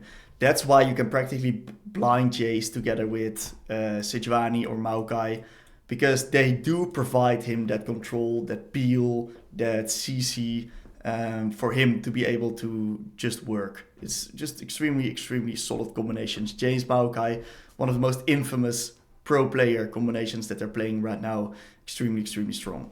So what do you not want in your draft when you're playing Jayce? Of course, we do not want low damage split. So if we have much more AD in our team, it makes it way harder to deal damage towards the enemies. We're building a lot of lethality. And champion like Rengar, Yi, and Tryndamere, they don't offer any form of CC that Jayce can really utilize. Tabis are really high value for the enemy team, so that just makes it pretty hard to play. So what do we want to play into as Jayce? Well, ideally low threat. We're just gonna put it on that way. Can they jump onto you or not? That's basically it. If the enemy's a low threat, we have options to poke. We have options to play both hammer and range form. The less threat the enemies have, the more options we get as Jayce. And that, of course, is on the contrary if the enemy's team has a lot of threat, a lot of damage, like for example Rengar, but especially these jumping champions. Again, just point and click CC you, and you're just gonna get absolutely one shot by the enemy team. Prime example, Malphite, insane amount of armor. The ult threat is just unmatchable and undodgeable if you don't have flash. So that's just reason enough to, if the enemies have too much of this, to just dodge, because we can only deal with a limited amount as Jayce. We have no dashes in our kit, so we will just absolutely get annihilated. So definitely keep these two in mind right here. The first row and the second row right here, those are the most important rows to keep in mind. What do I say? The first and the fourth row, because if you see something like that in the enemy team or in your team, that's a sign to really pick Jayce. All right, so what if we're learning Jayce? There's generally going to be 3 phases where we're going to be in. First 30 games, limit testing. We want to know the limits of Jayce. Jayce is a field champion, so it's really important to feel out the limits. So just have a crack in normal games. We are going to die a lot. We're all going to int a lot. And that is completely fine. Just get the games in, limit test a lot, practice QE combo in practice tool, and feel out slow Jayce mainly. We want to be playing a pretty slow style of Jayce, even though we want to be limit testing as well. We want to be limit testing mainly our damage. In the early lane, try to feel out slow Jayce, and every once in a while try to play fast, to also get a feeling for that. It's the most important that we develop a feeling for Jayce in the first 30 games. If we do not develop a feeling for Jayce, or we don't like him within the first 30 games, that's okay. Maybe Jayce is not for you, and then you can move on to a different champion. You can also try some more, try to still get that feeling. But the most important part is to get that feeling with the champion. The second phase, it's matchup time. Jayce is all about matchup understanding. If we really get through the early lane, understanding when we should play fast, understanding when we should play slow, will be extremely helpful getting to that next level with Jayce. So try to figure out every matchup, especially the common ones. Make a sheet, make a matchup sheet, and just write down your findings from the setup, build, runes, everything. And in reviews, emphasize skirmish optimization and really bring it back to the reference points on Jayce. Make sure that we play a clean Jayce in these games, because this is where we're really going to be learning how to win games with Jayce. Then finally, over 100 games, this is where you start to slowly become a pretty good Jayce. Is we should be figured out the matchup, we should be able to get into the mid game usually very solidly. Now we can get very creative. We can find our own style of playing Jayce. We can maybe play faster if you like it. We can maybe play extremely slow if you like it. Bend the rules, play with them, figure out your own style. In this position right here, let me draw a bit better line right here. In this position, this is where we really want to hyper focus on skirmish optimization and valuing our life and threat assessment. If we combine those 3 things, we're gonna really slowly, incrementally get better at Jayce. Threat assessment, valuing life, extremely important to make sure that we keep our lead, snowball our games into victory, and also making sure that we prevent throwing or prevent falling behind. And skirmish optimization, mainly understanding what our champion is capable of, when we should go into hammer form, when we should go into cannon form, how we can get the maximum amount of damage out in a team fight. Because if Jayce stays alive in a team fight, he can actually do an insane amount of damage. So that's mainly what you want to be focusing on in a 100 and plus games. And of course, keep your matchup, your ideas about the matchup and your knowledge about the matchup on a very high level as well. Alright, so a lot of people are going to get stuck on Jayce. And this is mainly going to happen in the 30 to 100 game mark that we just talked about in the previous slide. So when we get stuck on Jayce, we need to go back to the basics. Like, we really need to simplify it, because our champion is extremely complex. So we need to go back to the basics, which are, alright, slow the lane down, get to our serrated Dirk plus tier power spike. Don't overcomplicate it, just get to that point in the game.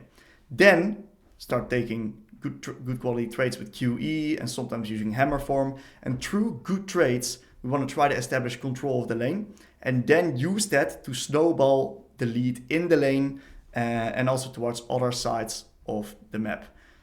It's actually pretty straightforward. This is generally what we want to be doing on Jayce. These are the reference points that we have. Next up, we want to get to our Muramana spike plus our mythic, of course, ASAP. Because that's when we really become strong. We want to make sure that we make high percentage plays, don't go for flip plays, value our life, don't die in the side lane, and keep it clean. Think a bit like a control mage that is looking to skill up. Think like an Orianna, think like a Victor, because that's practically what we are. Then finally, be first at objectives and start poking the enemies out from Fog of War. Use space control and fog control to get these objectives and get even stronger eventually by taking these objectives and just slowing the game down and getting as many resources that we can. Now finally, skirmish, especially with an emphasis on threat assessment. Don't kill yourself in skirmishes. Make sure that we deal the maximum amount of damage, but especially when we stay alive. That's the most important part, staying alive. It's tricky for a lot of Jayce players, even for me. Then finally, in reviews, mainly look at the early lane, stuff that we talked about right here. Did we slow it down? Did we make any massive misplays?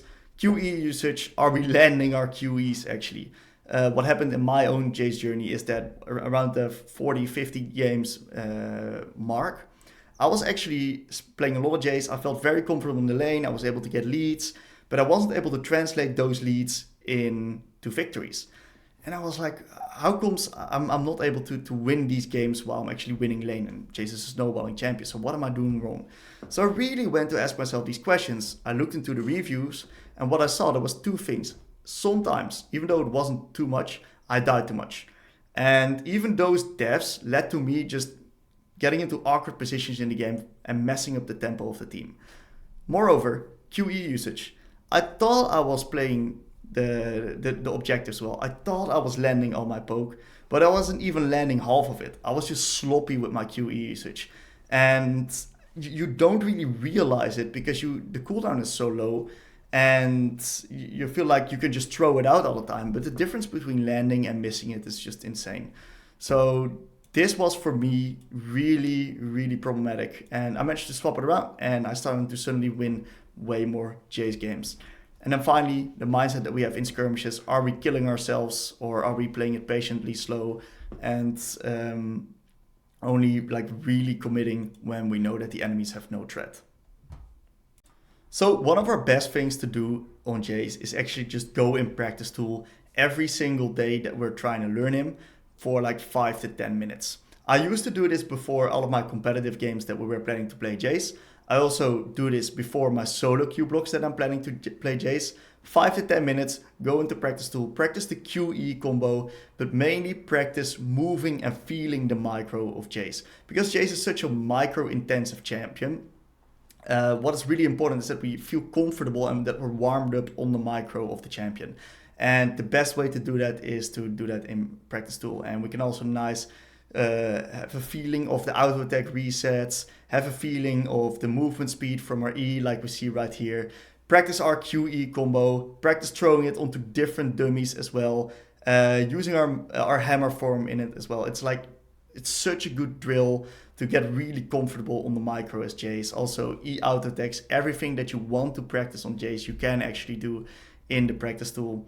So I really recommend using it to your fullest, and about 5 to 10 minutes before each game, or like not before each game, but when you start off the day before playing solo queue, it just really, really works.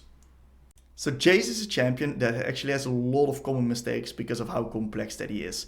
We're trying to simplify this as much as possible. One of the most common mistakes I made in my games was the illusion of action, playing too fast.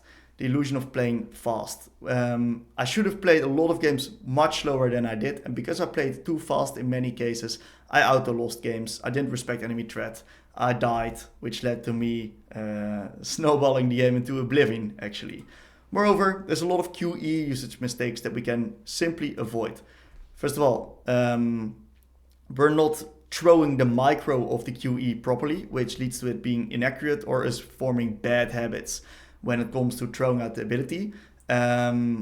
What did I mean with that is we need to have our cursor on the right position of the screen, then drag it down towards our character. Don't throw it too close towards our character, because then it's going to get a lot more inaccurate. Next up, we're not using Fog of War enough to throw out our QE.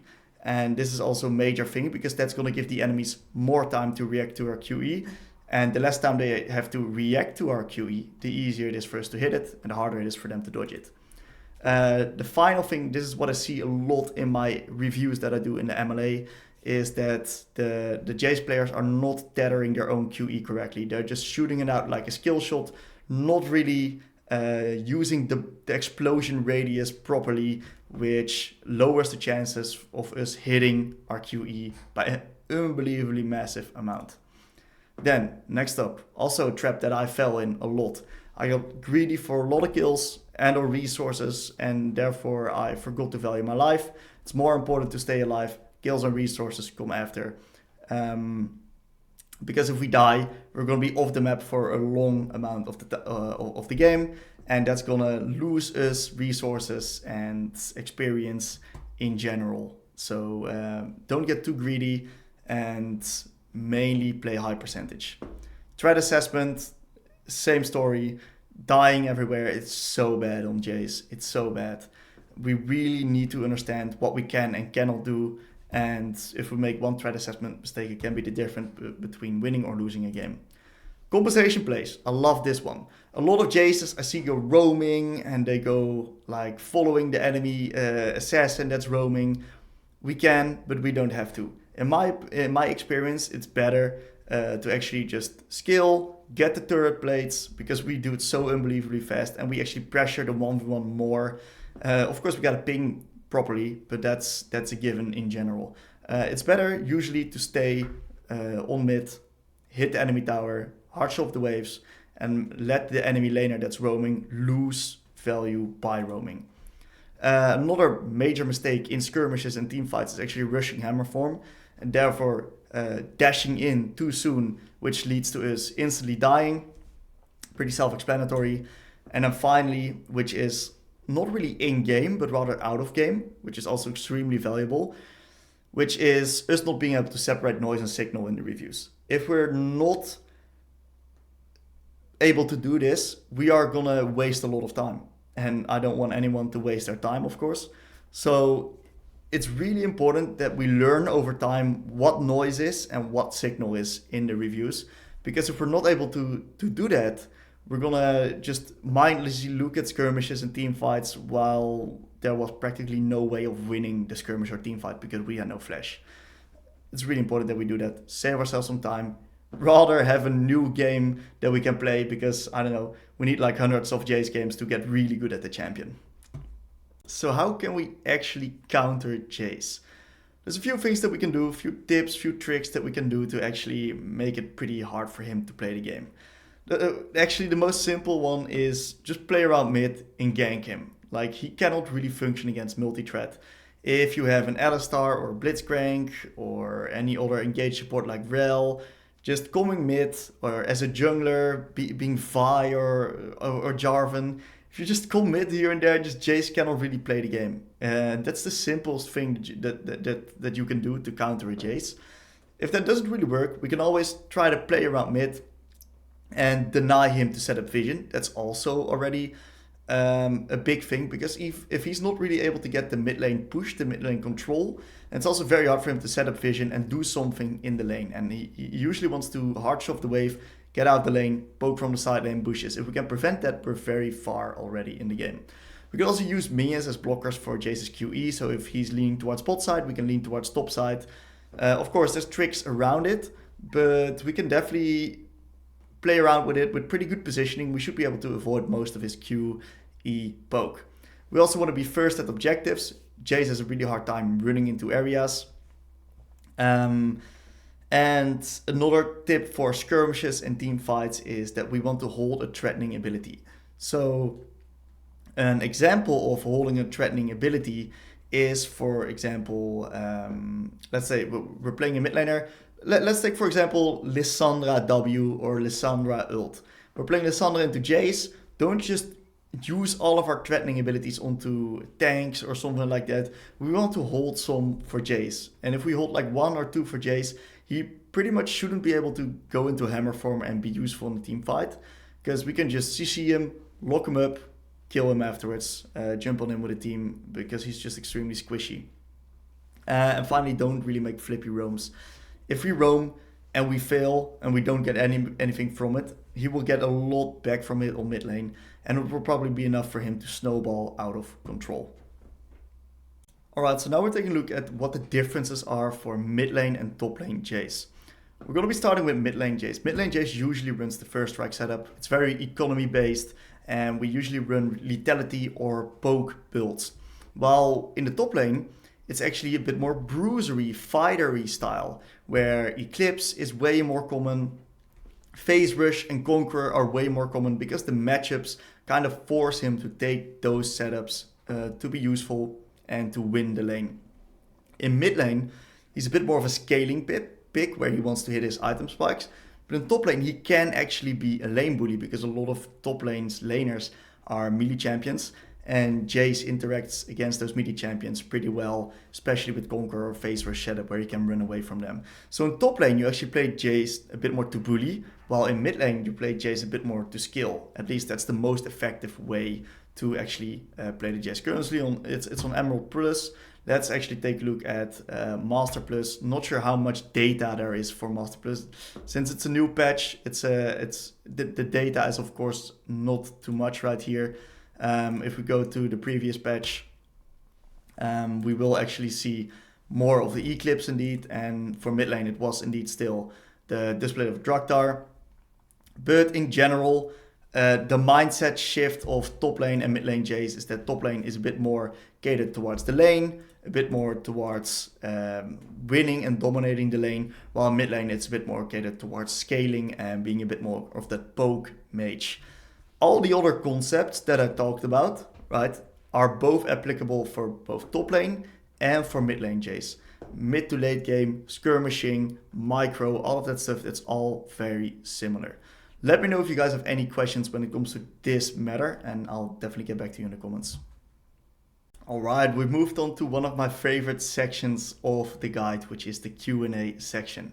First question, do I mention the Gore Drinker build in the guide? I did not mention it because it is a very niche build, even though it is really, really good. Gore Drinker actually gives us a lot of health, it gives us a lot of Omnivamp, so it's very good against bruisery kind of matchups. It's also usually taken with Conqueror or Phase Rush. It's especially better in the top lane compared towards mid lane.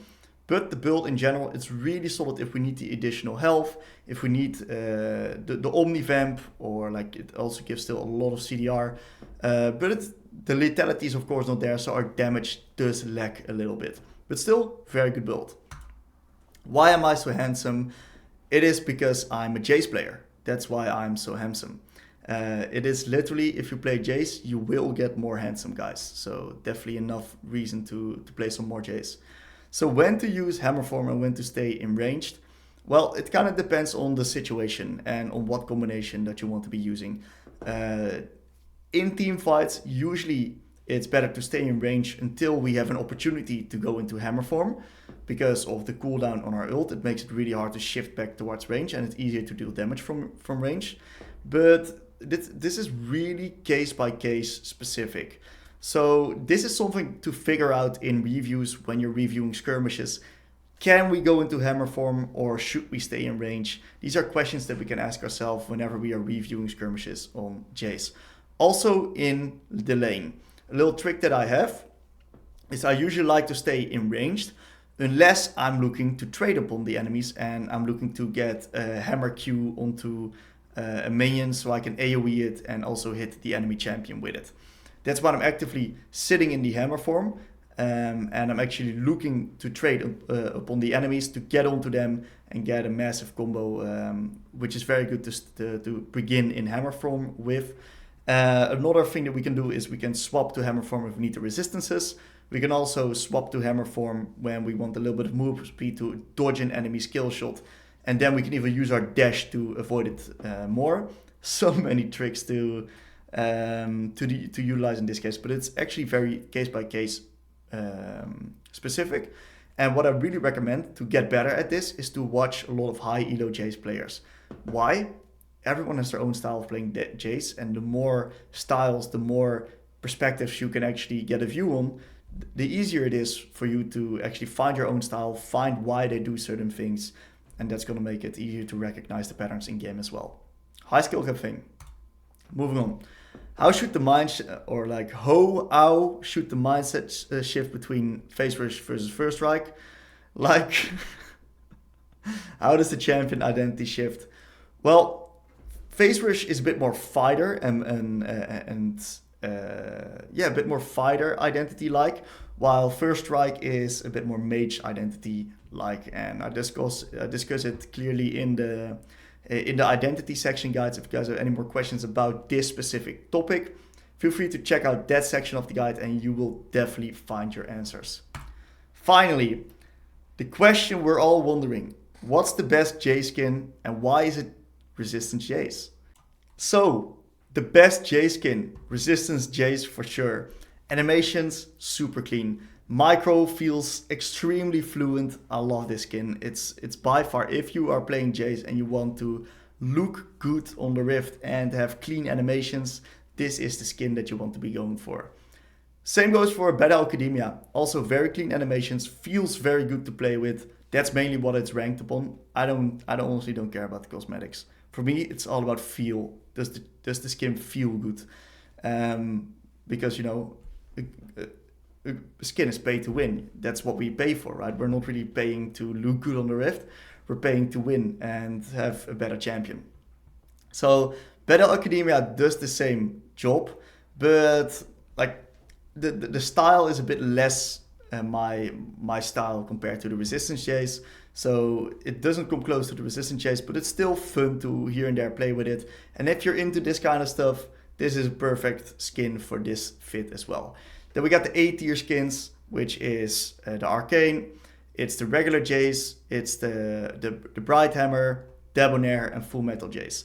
So these skins are like a bit more, they're a bit more, they're rougher to play with. They feel a bit clunky. It's not comparable to Resistance or Battle Academia, but they're still alright. It's still pretty doable. Compare that to Zenith Games Jayce, which is, in my opinion, what even is it? It's the newest Jayce skin, but I don't like it at all. And then we have a very controversial final note, which is the Forsaken Jayce. The reason why it's controversial is because some people love the animations and the feel of it, but other people hate it. I've played with it a few times. Each time I wish I selected Resistance Jayce, but I can understand it in a way as well. Like it feels a bit clunky and the sound effects feel a bit clunky, but I'm pretty sure that if you get used to it, it might even be just as good as the top two. So it's a very controversial one, depending on what kind of style that you enjoy playing with in the end. But Resistance Jayce, by far the best Jayce skin. Alright, so for the review section of the guide, we got a few hyped reviews at the ready for you guys. First of all, we're starting off with a review of me versus Vladimir, one of my latest games. Then we got the LPL final versus Knight Jayce versus Nico, Scout Nico. banger game. We got the GOAT, Coach Curtis versus Malzar. That's going to be a special one as well. And then finally, one of my sessions that I did with an MLA client versus Swain. All very good reviews to take a look at, and you'll definitely learn a lot of it. Alright, so we're also going to be reviewing one of my own Jayce games. It's one of the latest ones I've played. I play against the Vladimir with Ghost and Conquer. Very interesting setup on his part. So I just play the first strike setup. I cannot really outtrade Vladimir in the lane, so I'm not really trying to as well. His sustain is just too high, so what I'm just trying to do is get to my 1150 ASAP, get a good first reset off, and after that, once I have the Dirk, once I have a bit more power, a bit more levels into me, I can actually start winning. So a beautiful little Q onto the Vladimir right here. I'm trying to contest his wave push a little bit. I don't want him to push too fast into me because I'm going to lose too much pressure then. And I'm looking for a nice short trade. And what's beautiful here is that I actually use the Q slow to get out. So if I get the opportunity to trade, of course I can still do it. Well, I don't want it to be too heavy.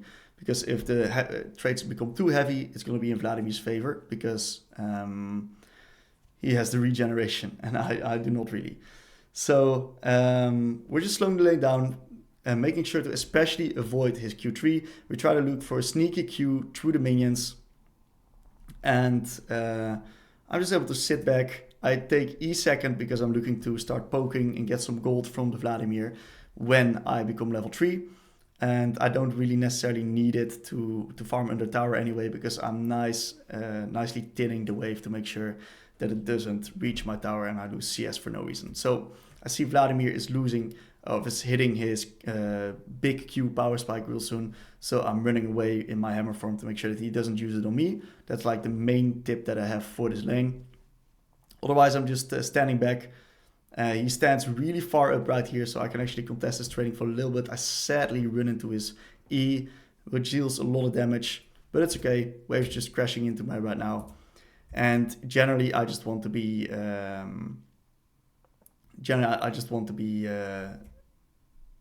playing passive and ideally slow the lane down.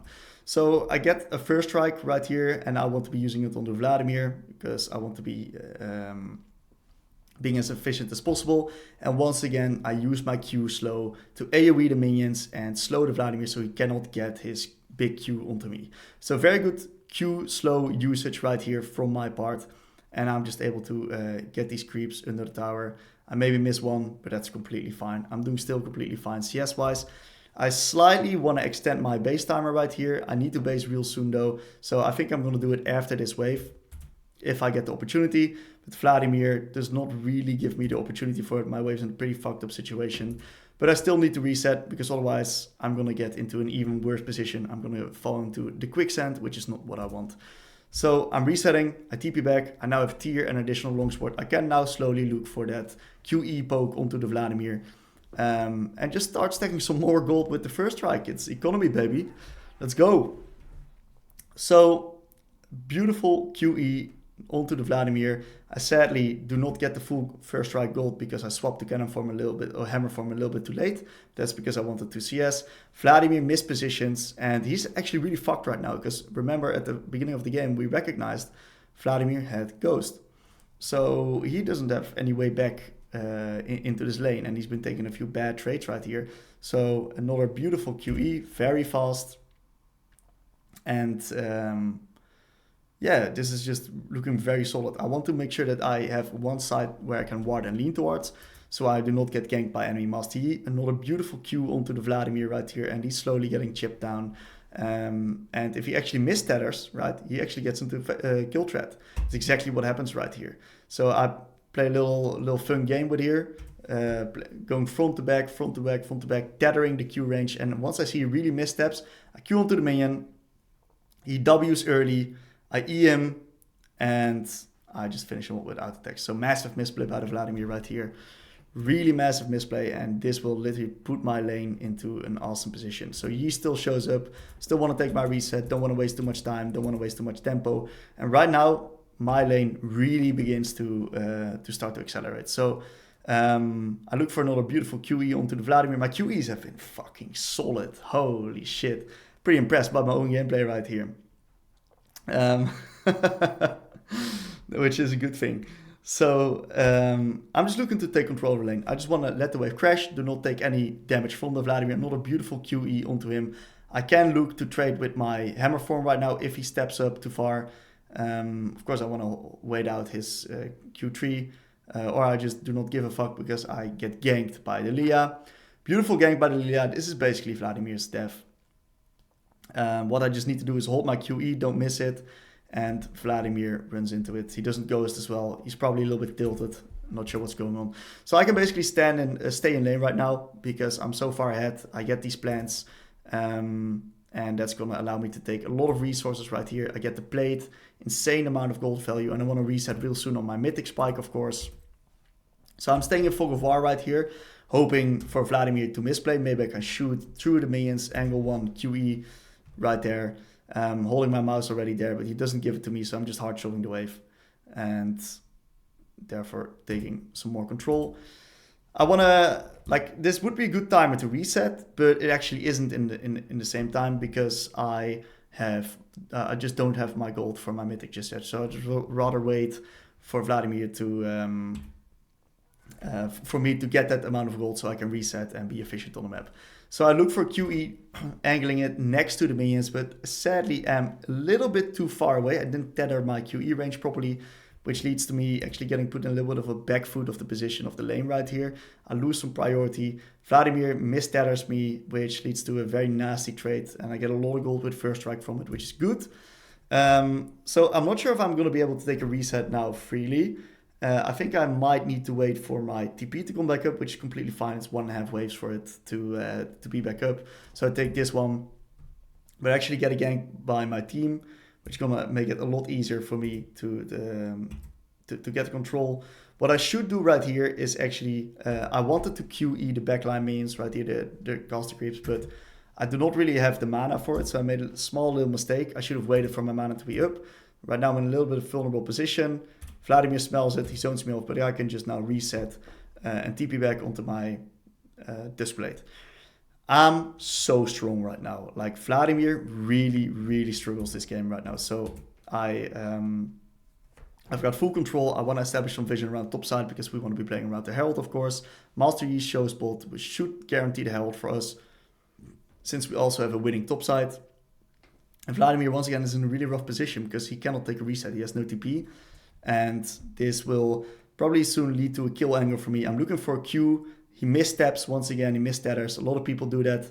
And I look for a nice auto attack into full combo. Beautiful full combo when it comes to starting in hammer form, changing towards cannon form. And I take a little reset because I want to have tempo for the Rift Herald play. Vladimir, extremely fucked. He's probably very tilted right now. I look for QE, I sadly miss, and I still can go for a trade because I'm just so much stronger than him. Insane amount of damage. And I'm in Fog of War. I look for QE. I mistether it once again myself. So my QEs are getting a little bit sloppy after being extremely well in the early game, which is a bit unfortunate. Like, I'm already to the point where I'm pretty happy with the way this review is going. Like, this game is going in-game, but now I need to keep it consistent to actually be able to translate my lead and really build that lead into an even bigger lead. So pretty good QE right there. We now want to play towards the dragon because dragon is the next objective.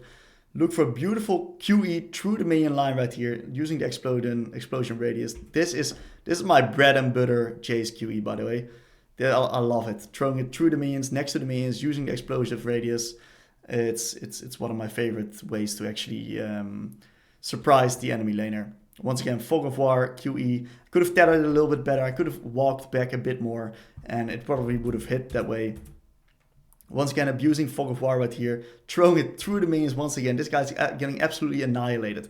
And he knows I'm in bot side, right? Because I've got my vision control here in bot. He might have some vision on top, who knows. And he thinks he's safe behind these minions, but just angle them through. It's just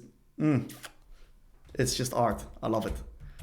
And we basically guarantee the next dragon with the full mid prior that we have. Vladimir missteps once again. I get my passive auto attack and he just dies. Like, it's just an annihilation right here. End of review. Game over. Vladimir ran the lane. I played it pretty well as well. I played it cleanly. Just this game was just very clean towards my reference points. And this is also a very good vault of replications if you guys want to look at how to consistently play Jayce, or if you guys struggle with your Jayce games, this is a game to actually look at and replicate from. Alright, so in this example we're going to be looking at Knight's Jayce in the LPL Summer Finals versus Scout his Nico. This is one of Jayce's hardest matchups, and he actually nailed the setup. He went for D-Shield with second wind, and the goal in this matchup is to survive and dodge as many Nico Qs as possible, and that's exactly what we see him do right here. This is one of the cleanest moves on Jayce, cleanest Q usage that I've seen in a while. He almost gets the AoE onto the Nico as well. Very nice usage of the dash to avoid Nico's Q. And if he's in the hammer form, that will also allow his Doran's shield to regenerate more than when he stays in the cannon form. So that's a nice little tip that you can also use when you play against these really oppressive matchups like Nico. Where it's okay to get auto-attacked when we're in the hammer form. Also, our resistances are way, way higher. So it's better to get hit by a full combo when we are in hammer form rather than cannon form. So another extremely risky play. And it's really important to note that usually when we're playing against Nico, we will not be able to get the lane priority. It's absolutely amazing that he's able to get the lane priority against Nico. He also went for the level 1 ward on enemy raptors, not really expecting it, but because Nico missed some Qs, that actually gives Jayce some uptime to look for the wave push into the Nico. And when we can actually get the wave push, Nico kind of struggles. So once again, very nice Q dodge by Knight right here. And now he runs towards top side. He gets hit by the E, but it doesn't matter. It doesn't really matter if you get hit by Nico's E, as long as she doesn't have Q up. Because Q is where the main damage comes from, especially if you combine E and Q together. Sadly misses the cannon because of the AoE slightly missing it. He's doing some shop kind of stuff. Not sure what kind of issue he has. But in the lane, he's actually performing really, really well. Because if you're at this amount of HP with a potion up against Nico, you're performing for sure. So right now, just letting himself get pushed in. Nico, of course, very oppressive early laner. We're looking to base real soon. So he AoEs the cannon creeps, of the caster creeps right here. Tries to clear them together with this hammer form, which he will. He clears it and he resets on a nice tier. Plus boots, because he runs phase rush in this matchup, plus resolve, of course, to have a little bit more early game power. Otherwise, you're just gonna absolutely get wrecked against the Nico. Gets another potion, and boots is also really good against Nico because of two reasons. First of all, movement speed is very effective because it's gonna allow us to dodge her spells way easier, and we have access to rushing mercs, and mercs is just very valuable against Nico because of the CC that she has. And because her damage is flat magic damage, so it really gets reduced by the Mercury threats. Very comparable to LeBlanc Nico, that is. So extremely, extremely aggressive Q forward. Like, I would not risk this in my games. Like, this is so aggressive, so risky, but he gets away with it, and it's really good for his lane because the Nico is now on downtime when it comes to her abilities. Gives us a little bit more wiggle room to actually step up aggressively, gives a bit more space in the lane, and that's always very nice to have. So lane is going beautifully like this. We sacrifice a creep here and there, but we stay generally healthy, so we do not get forced into a bad reset. That's the main thing that we want to avoid. Nice little QE right here onto the Nico, and we're level 5 now. So level 5 is actually quite a big breakpoint when it comes to our QE usage. The damage that we do is massively increased. So we can now look here and there for these QEs onto the Nico if she gives us the angle. Of course, we're playing against Scout. He's quite good at laning as well. Very insane mid laner. So we're not going to get too many of these angles. So we definitely got to create them ourselves. We're not unhappy with the wave state. As long as we dodge Nico's Qs all the time, which is what he's actually able to do consistently, which is what's going to allow us to stay in the lane the way we do. We do lose out on that one, but we actually can return trade with a nice QE on our own. We can actually go into hammer form because we recognize that the Nico did not have Q up. So this is completely fine trade for us. We're looking to reset real soon. We want to get mercs. We also want to get refill. So let's see how we actually can time this reset right here. Nico looks for a reset right now because of the fact of how low resources she is. And there's probably going to be a fight around the Rift Herald real soon. Because the team of Scout, the LNG, wants to push the pace of the game. And this is why resetting right now is pretty good for Nico. Or at least he went for the plant. That's also completely fine. They do get the dragon, which of course blue teams gives because they're not that strong at this stage of the game. They want to skill a little bit more. Let's see if they're actually going to contest the Rift Herald. I'm very, very curious because I do think that red side's Rift Herald is a little bit stronger than blue sides. Even though bot lane gets a beautiful wave crash actually, and they might be able to do that with the tempo of bot. But it seems like Alistar just heads towards bot lane, which is quite fascinating. And because Rakan now moves up, it seems like in advance they've decided not to contest it because of the strength that red team has right here. They actually are contesting it. They lose the Rift Herald and they're probably playing for a fight right now. Insane Nico ult, but the mercs actually keep us alive. Alistar ult, extremely, extremely strong in a skirmish like this. We do get the kill onto the Cassante, and we also get a kill onto the Rakan. So, very dangerous Rift Herald contest. I would have looked at it and I was actually like, ooh, I wouldn't really risk it. But it seems like they went for the skirmish. It worked out. They played it well. They got 2 kills onto Knight right now, and that's absolutely massive, actually. Getting 2 kills onto Knight from this point will really, really accelerate his lane, also the game. So he can now just stay, but he can also reset. He has a beautiful buy onto Serrated Dirk and Longsword, which is very, very nice. We then come back into lane. We're very strong, and right now we're looking to get control and establish control around mid lane.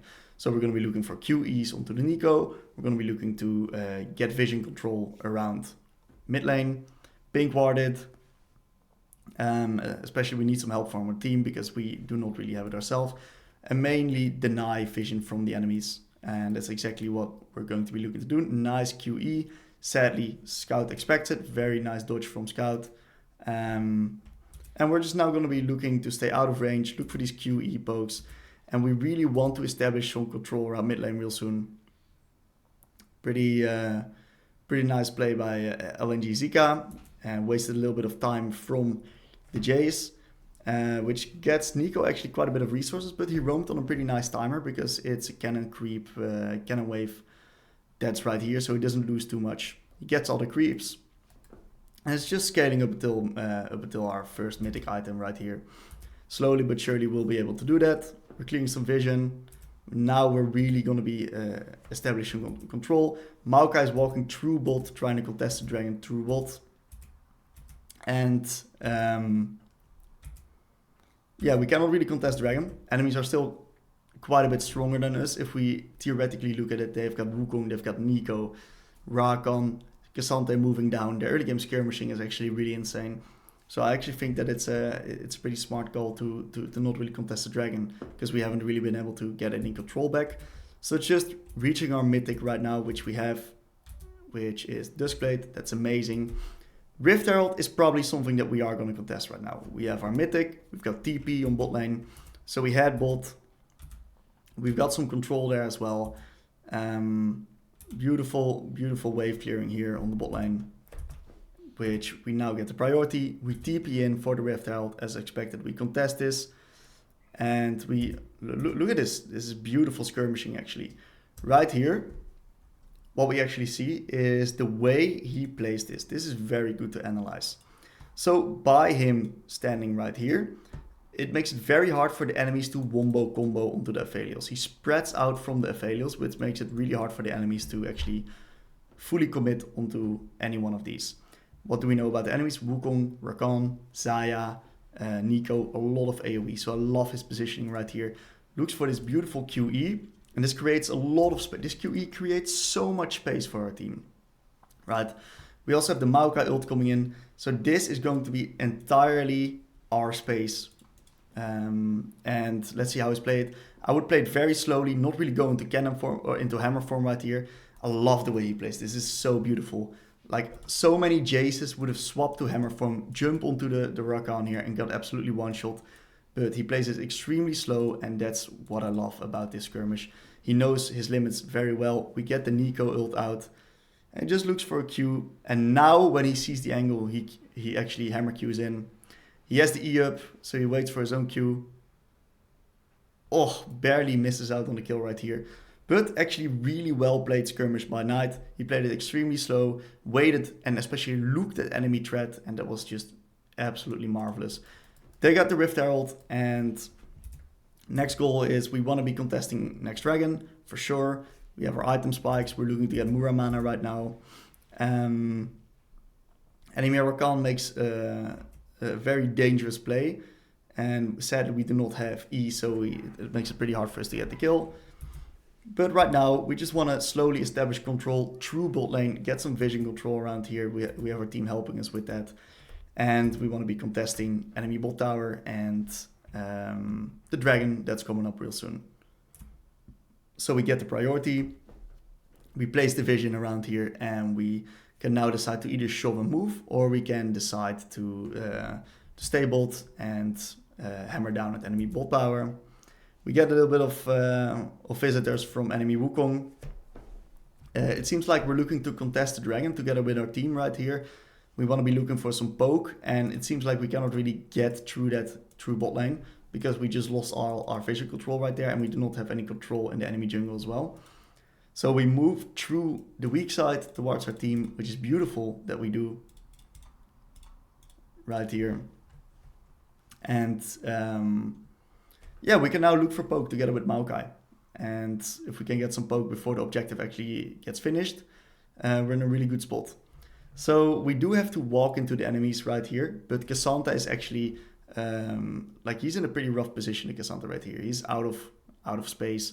It's very hard for the Cassandra to run in. Cassandra sacrifices the Rift Herald to actually get a flank off. Ooh, Nico also gets a beautiful flank off from the sideline, and this might be a lost skirmish right here because of the flank. Let's actually take a look at how it plays out. I haven't watched this game at all, by the way, yet. But that was actually such a creative, good flank by the Nico. Damn, that's probably game, actually. Holy shit. Let's play this one back. So what actually happened? When did we spot Nico for last? We spotted Nico last right here on bot. Let's take a look how the Nico eventually plays it out. So we placed the Rift Herald on mid. And it seems like Nico... How did we lose this pink ward? Oh, we lose the pink ward because we tried to get deeper vision. And Alistar is actually on the flank, expecting Nico to go there. But Nico seems to have walked all the way around right here, which is gorgeous. Absolutely gorgeous play by Scout. And just Flash Protobelt R, taking out Ruler Flash and buying so much time for the team. That's just a massive play by Scout. That's such a good skirmish, and he gets out alive too. Wow, I'm really, really impressed. And that's probably the game. I'm not sure how it goes from here, but them having third dragon, which will allow them to get soul point. With the skirmish they just won, it's gonna probably be pretty hard to contest that one. And I quickly wanna finish this game off. This is gonna be soul point right here. Let's see how both teams play it.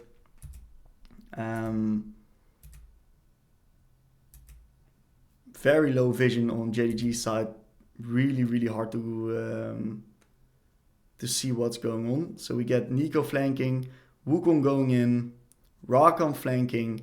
Wow, another insane scout flank. It didn't quite work out because there was no follow-up. But the ID was very, very nice. Holy shit. I'm very impressed by these scout flanks. He's using the flash, protobelt, and ult extremely, extremely nice. So it does seem that JG is able to turn around by proper team fighting. This is also looking really good. Ruler absolutely dominating as per usual. And now the tables have completely turned, and this is a pretty won game for JDG. That's actually also what we're going to be seeing right here. They're ending the Nexus. So by good team fighting and actually playing the fourth dragon very properly as a team, avoiding these flanks, they actually managed to win. I also think that the scaling from the blue team was way, way, way better. The composition was just much more meta, in my opinion, which made it much easier to execute as well. And against all odds, after the third dragon, they managed to win right here. So this is definitely a VOD that is worth checking out when it comes to the laning phase, especially laning against a very oppressive matchup. See how Knight does is trying to copy it. Absolute art, in my opinion. He's really, really, really good on this champion. And I definitely recommend checking out more Knight VODs if you want to see a very good Jayce. So next up, we got a great Jayce game to upload to YouTube. We can watch it on the top left. It's by the man, the myth, the legend himself, Coach Curtis. So we're going to be reviewing one of Coach Curtis, his Jayce games. And I'm going to be giving my input if this is actually a great Jayce game. So first of all, we run the first strike setup into Malzahar, which I'm a really big fan of. Of course, this is most likely just going to be a bit of a scaling lane, not too much interaction. And he did opt in for Doran's Blade. I personally would have went for Longsword Refillable Potion. We don't necessarily need the health because Malzahar's training is not that strong. So we can just get the 500 gold efficiency with the refill Longsword to hit our item spikes much sooner. So the goal would then be, and I think the goal in general would then be, to just get a nice slow lane, don't use too many resources, stack your first strike onto the Malzahar. We're never going to kill him, he's never going to kill us. Get some good quality vision around mid lane, get to our 1150 and reset on tier plus Dirk if we would be running the Longsword. For Curtis, it's going to be a bit harder because he has the Doran's Blade, but still the mindset is probably very similar. So right here we have procced the Malzahar passive. We throw a beautiful QE into combination on our hammer form as well with first strike. So that was actually a beautiful trade. Definitely a great Jayce game to upload to YouTube so far. And this trade puts us in the driving seat in the lane. Very hard for the Malzahar to do anything back into us. I like how we also stay in hammer form right here. I would have liked us to put 2 points in Q. That makes our trading a little bit stronger, but it's not too bad in this case as well because we actually got some mana back by using our hammer form W. So to continue, we're just farming up right here, battling it out with the Malzahar. And right here another beautiful QE. I would have liked us to swap to hammer form right here because we would have gotten more first strike gold, and it's not like we're really going to do much more in cannon form right here as well. A little bit nitpicky. I also need to take a look at how Curtis throws his QEs because I saw some stuff going on there. And we also have enemy Ivern coming here to give Malzahar a little bit of a tempo lead here in the lane. That's okay. We proc the shield and we proc our cookie as well. We're just completely chilling in this lane, slowing it down, very happy like this, getting some more CS. And the slower it is, that's not necessarily true. We have a pretty nice, I think it's actually fine to play a bit faster into Malzahar, especially when we have an opportunity. So that's lies and slander on my part. But right here, what we actually see is a beautiful, nice little trade onto the Malzahar. What I think is really nice is that he activates his W, his cannon W, so he gets a 3 fast auto attacks and changes into hammer form. So he can actually go in right here and get a lot of these auto attacks onto the Malzahar. Pretty nice trade. We were a bit late on the hammer W, but it's still fine.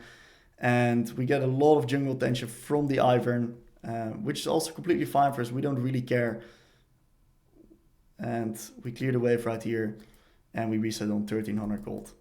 It would have been amazing if we started Longsword refill, then we had our Dirk, but it is what it is. We can buy a pink ward right now as well, which is good. So simply put, we're now going to be getting control around our lane, establish it. Very nice trade once again with the first strike, granting us a lot of gold. I would have personally liked my pink ward in the bush from the lane. Not necessarily a bad place to put it. It gives us a lot of cover. And I think we throw a pretty good QE right here. If we take a look at Curtis's mouse movement, right, it is a little bit of a lazy QE when it comes to positioning, because he actually places it right here and then drags it back. I think for consistency purposes, it's better that we place our mouse right here and then drag it back. Of course, it can be a little bit more tricky because it's a longer direction. But in a lot of games, like in a few games, this is going to be the difference between actually landing this QE and missing it. And the speed is usually going to be very, very similar. He also uses the speed of this acceleration gate extremely well to also swap into hammer form and get this beautiful, beautiful trade onto the Malzahar.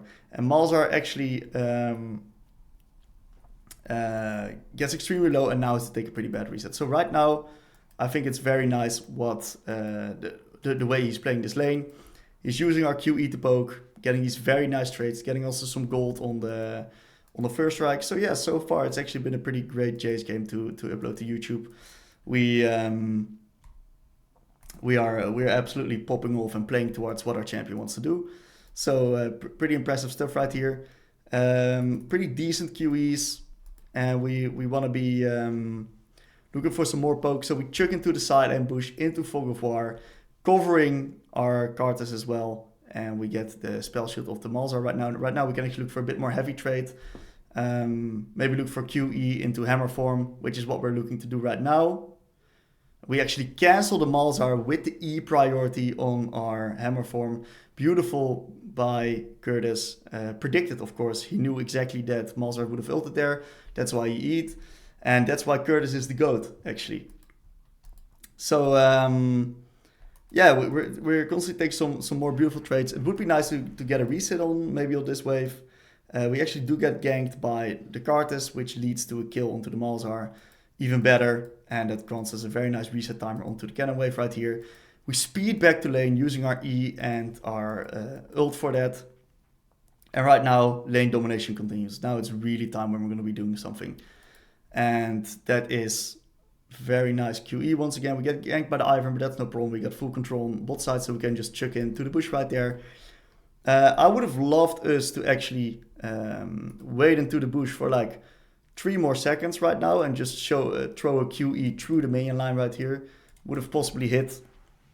But honestly, this is also completely fine. He clears the wave. Nice little AoE Q, which also works. And this Malzahar, I'm not sure, his tethering is a bit off today. That's right. Nice Fog of War usage by Curtis. And the poke is just stacking up right now. We have full control, full domination around mid, and there's not much that the Malzahar can do against it. Nice little slow from the Cartas, and that's another free kill. Beautiful. And game is just gonna absolutely spiral out of control. So we roam top because we don't necessarily have to reset just yet. Reason why we don't have to reset is because we just barely miss out on our mythic spike, so it's okay to make a little more tempo play or to get a bit more gold before we actually reset. And yeah, otherwise we're gonna be resetting twice. So right here we're actually ganking top right here. Pretty good gank. We got the backup. We got the boys in the back, so that's good. And I like how he starts off with QE and he swaps to hammer form. A little bit lazy. We could have actually activated our cannon W, so that definitely a nice micro improvement right here. And I think right here we see one of the biggest mistakes in the entire game. I've never seen such a big Jayce mistake. What he does is he E's. And he doesn't E auto. Very, very game-losing mistake right here. We could have had that additional first try gold that, I don't know, it maybe would have won us a late game team fight, you know, like crucial mistake right here by Curtis. And thank God his team is there to carry him. And we'll actually get a nice pickup. We can just reset, get her. He's actually opted in for Eclipse this game. I would have liked to see Duskblade. I'm not sure if this time where he actually played the Jayce game, what Duskblade was meta, but we just TP mid to catch the mid wave, which is completely fine. We want to stay high on gold, high on efficiency right now. We want to be hitting our Muramana spike ASAP whilst still having control of the lane. It would be nice to start the dragon. Hovers down towards the dragon. which is very nice. I wouldn't necessarily have helped the Carthus. I would have probably just stayed in the mid bush and controlled this space right here. That's still fine. It doesn't really change much. It just loses a little bit of mid prio, but it's not like we need the mid prio for anything else right now. Shove the wave, pretty beautiful stuff. Trying to cover the top dive, but Volibear's the goat. So once again, we hard shove mid, and we just take complete control of the map by our fast wave clear and shove and moving capabilities. Malzar now running into our areas right here, dying, practically game over. Pretty good Jayce game by Curtis, not gonna lie. Definitely one for replication. Beautiful VOD of replication. Of course, we were memeing around in this VOD a little bit. This is definitely a very good example to just copy, especially a bit more in these Jayce games where we can actually just run the first strike, play a little bit more slower, establish control around mid lane, and then translate that into other parts of the lane. It was pretty textbook. Definitely a great game to upload to YouTube. Struggle, like, if you are the win condition, like, how the hell do you actually play this champion? Especially because this game, I mean, it might be a 30%er, but I feel like I don't, like, I just slowly die, you know, before I even get to do anything. Like, my Rumble gets some kills, my Senna gets some kills, but my, like, I mean, it's a rough game, let's say like that, right? It's a rough game. Okay. Yeah. Well, let's take a look at that. We're gonna skim over the laning phase, and then we're gonna be mainly talking about mid game, I think, or not. Yeah. I think laning is like okay. I think you know, I know he has to do this strong level 4, and I still struggle to abuse that sometimes because it feels a bit uncomfortable for me. But you know, like level 4, level 6, there's certain levels you need to be careful and like play around. Yep. But I don't always have the best time with that. Okay. Let's take a look at it. So first of all, when we're playing Jayce, right? What's our actual goal? Let's talk about this first initial reference point of Jayce. Do you have any idea? Well, Jayce inherently in most matchups at least is like he's not like top lane Jayce necessarily, where he's like really lane dominant. Yes. In a lot of these matchups, but he's like you can get pry on him if you want it, right? Especially like post like level 7, 8, 9, like around that point. But really, in the like first few levels, I'm just trying to play for my spikes. Yeah. Like level 1, I'm not like actually like that strong into Swain because he kind of Q spams me. He does have tier, which is something I noticed, so it's like I can probably trade a bit. But even then, it's like if he doesn't want to, I don't mind just going to like to level 4 or something like that. Yeah, so with this setup that we take, I think we take the correct setup for this game, by the way. I actually think it's very simple. Our first initial goal is to just get to our first major spike, which is tier plus Dirk. That's our first major spike. This is. I find. Oh, go ahead. I find that I can't really get that like first base, but I pretty often get like tier double longsword first base. And you know why? Because we start this item right here. Probably. Yes. So what I actually recommend that you do, especially against these, like the only time when we're actually going to be taking this is when we are in need of bullying the lane opponent early, and we're playing against assassin type of champions that we need the 80 health for. Okay. So good example can be Kiana. Good example can be Silas. Good example can be Yone. Stuff like that. In those matchups, this can be really, really good. Other matchups that don't have that much threat onto us, we go longsword plus refill because it allows us to get to that 1150 gold that we need for tier plus Dirk. Yeah. That's basically it. Which means that we are just playing the lane to avoid. And Jayce has a lot of options in avoiding lane because we can play defensively, but we can also shove. And some champions struggle getting shoved in. Swain is one of these champions.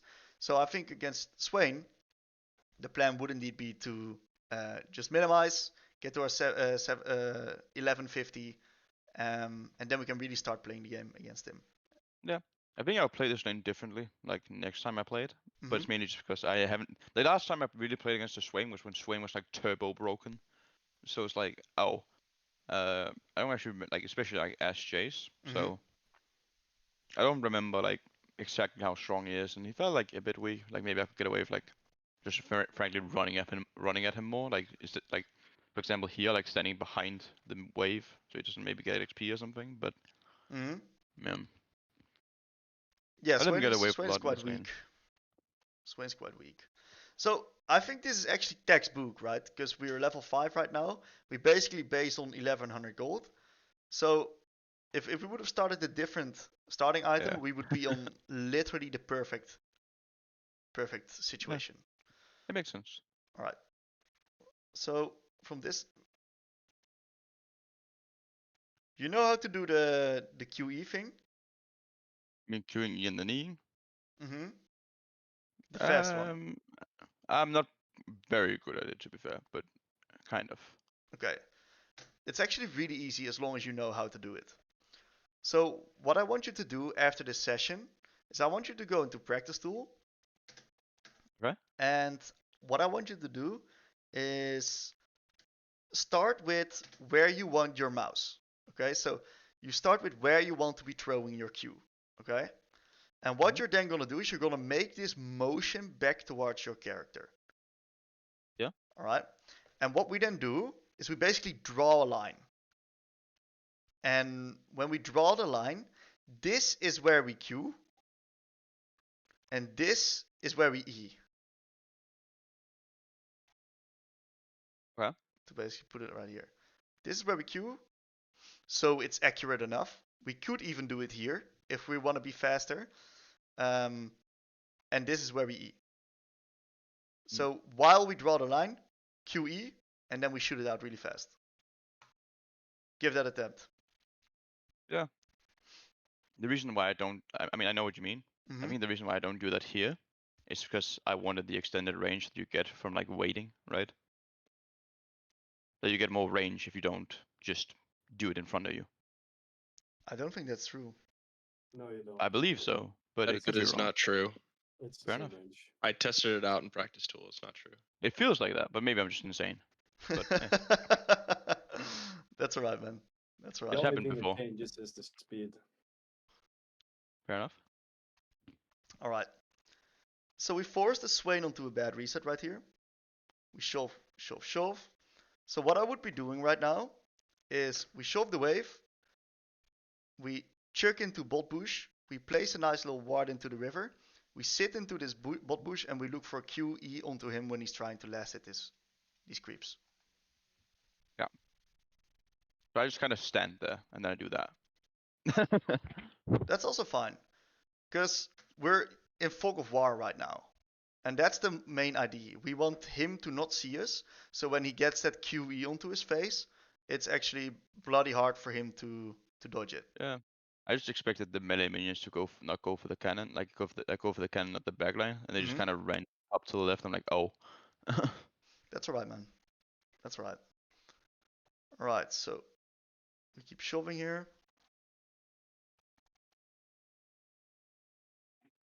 So in this position as well, what I think we should do is we should always aim to use our QE onto the enemy champion. So Yeah. we can actually just last hit these, chuck in fork again, and then QE him from distance. Mm-hmm.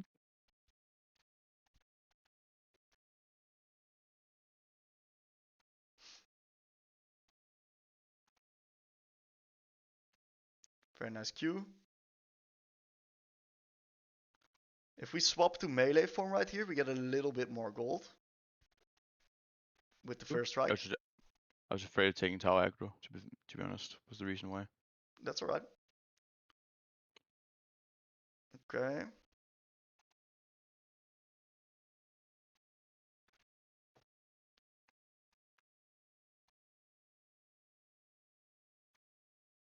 So we get the reset. Oh, we don't. I don't remember why I did that. Okay, we reset here. That's good on the cannon. Okay, so we're very strong right now. I would say it's rinse and repeat. Let's shove this wave, chuck into the side lane bush, and look for poke. Yeah. So what we can actually do, right, is I think we're a bit hesitant with our hammer form. What we can literally do is we can literally just go into hammer form right now, clear this wave with a QW really fast, chug into the bush, place the ward, and then we go for the QE in range form. Mhm.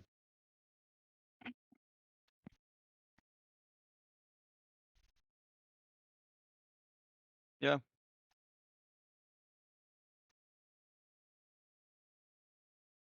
Okay, nice one. Once again, I think if we change to melee form here, I think we get like 4 more gold or something like that with the first strike.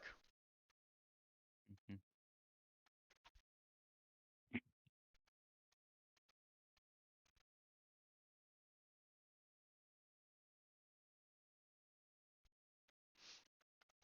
And waves like these, whenever our enemy laner is not in lane, we always want to clear them in melee form.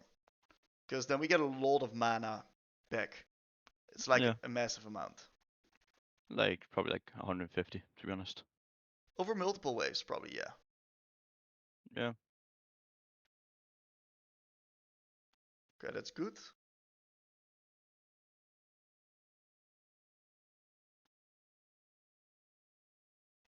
That was better QE. Well done. Nice tethering. And then a wild level in APS. Probably should eat her first, but yeah. That's okay, man. That would have worked, but it Yeah, is and what it is. Rubble somehow manages to get the kill. So Normal the goat. not the end of the world. Yeah, it's a bit. Alright, so let's take a look here. So we're playing against Eve, Swain, Yon, Vayne, and Renata. Definitely a Duskblade angle, if you ask me. Very Yeah, I good. go Dustblade like I go Dustblade like most of the time, unless there's like multiple tanks on the enemy team. Mm-hmm. Like not just one, but like multiple. And they are like actual threats and not just like a stat stick, you know. Yeah. So Okay, if they so have like Cassandra and like Cho'Gath mid or something, then maybe, you know. yeah. Yeah, that makes sense. So think right here, really good idea to QE him from out of Fog of War. Extremely useful. We definitely gotta work on these QEs. It's a must. It's gonna make our comboing a lot easier. Yeah, just die.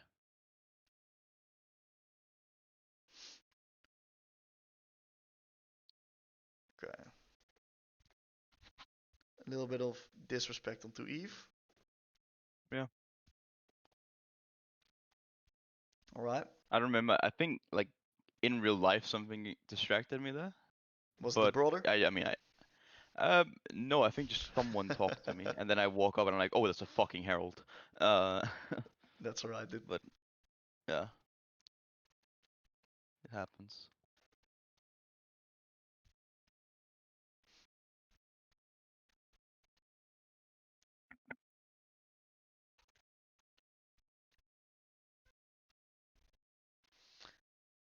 Okay. Finally we used the melee form. Very good. I find for some reason I just use it more in the late game. I don't know why. I just do.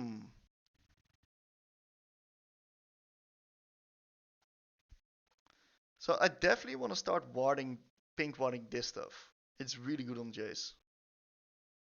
Mhm. Nice QE. Well played.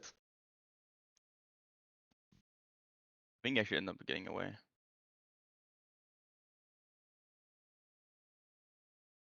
Zack gets scared, then he takes the blast plant over, and I miss my QE. It's like the Zack kind of bounces him a bit out of my Q there. That doesn't hit, and then yeah, I just go and I miss it. That's okay, man. That was a good attempt with the trading pattern. Okay.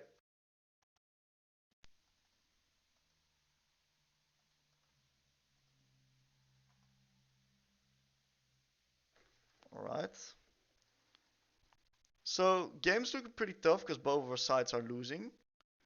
I mean, top is like alright, but Bot lane is definitely losing, but we should still be alright. Sec is also just really far behind. Yeah. It's like 90 CS as a sec. So it's like, okay. But I can't really control that. So it's whatever. Not right now, at least.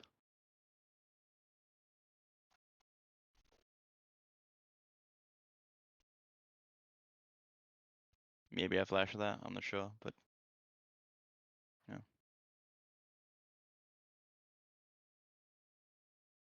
Yeah, it's tough. Eve is really rough to deal with for us. Okay, Yeah, that's game losing here. yeah, Alright, basically, just that enough. so I think this was definitely really tough game, right? Almost a 30% there. Yeah. I think some of our deaths were pretty big because dying on Jayce, it's like dying on Syndra or like dying on Victor. It's very similar to Control Mages. Mhm. It's really tough because we're losing a Yeah. lot of gold, a lot of XP, and Jayce is basically as strong as we can get. Jayce is in direct line with how much gold and XP that we can get. So with this efficiency of his game, it's Yeah. also going to be useful for us in the game. Yeah. So if I were to say a few points that we can look at, right? First of all, it's our initial reference point. Our first reference point on Jayce with the first strike setup is get to 1150 with the longsword refill start and get Dirk tier. That's what we want to be aiming for, and we can play after that. Okay? That's our first initial reference point. When it comes to second reference point, I would say our second reference point is start looking to poke with QE onto the enemy whenever we can. So there's multiple tricks and multiple ways that we can actually do that. We can do that by getting wave prio and shooting it from fork. Especially if we can ward and lean towards one side with a pink ward, that would be really, really amazing. And that would actually be the way to go about it in this game. If we play against other champions, like some melee-ish kind of champions, we gotta use hammer form way more. But in this game, it was literally just getting prio, getting to the side, getting end fork, and shooting combo from there. I would say when it comes to reference points and general understanding of Jayce, the final one that we need to look out for is valuing life. Every single death counts on this champion. If we die, we gotta figure out why. This is when it comes to Jayce reference point stuff. Another learning tip that I want to give to you is we gotta perfect this QE stuff. It's worth going into practice tool for an hour or two, if we even need it, to get that combo down, because it's gonna make our combos way faster, way more efficient, and let's be honest, it's gonna look slick as fuck. And that's what we do Yeah. it for in the end, huh? Why we play Jayce. Exactly. Yeah. To look good. Yeah. That's it, man. Do you have any more questions? No, not particularly. It makes sense. Yeah, Alright. actually maybe only one, which is like I actually like Conqueror is like kind of intuitive when you want to pick it, right? Mm-hmm. Phase Rush I find to be a bit more like, because like I see that like the most popular rune with Jayce is Phase Rush, right? Okay. And then I go, okay, even in like in mid lane, right? And it's like, okay, well, why is that? And then I go look at it, it's like, okay, so it's just like they basically just trade and then they run in with hammer form and then like run away with Phase Rush, right? Mm-hmm. But I'm like, so when would you go Phase Rush versus going first strike? Because it's like still kind of like a poke and run a bit, you know? Alright, so phase rush on Jayce is hard as fuck.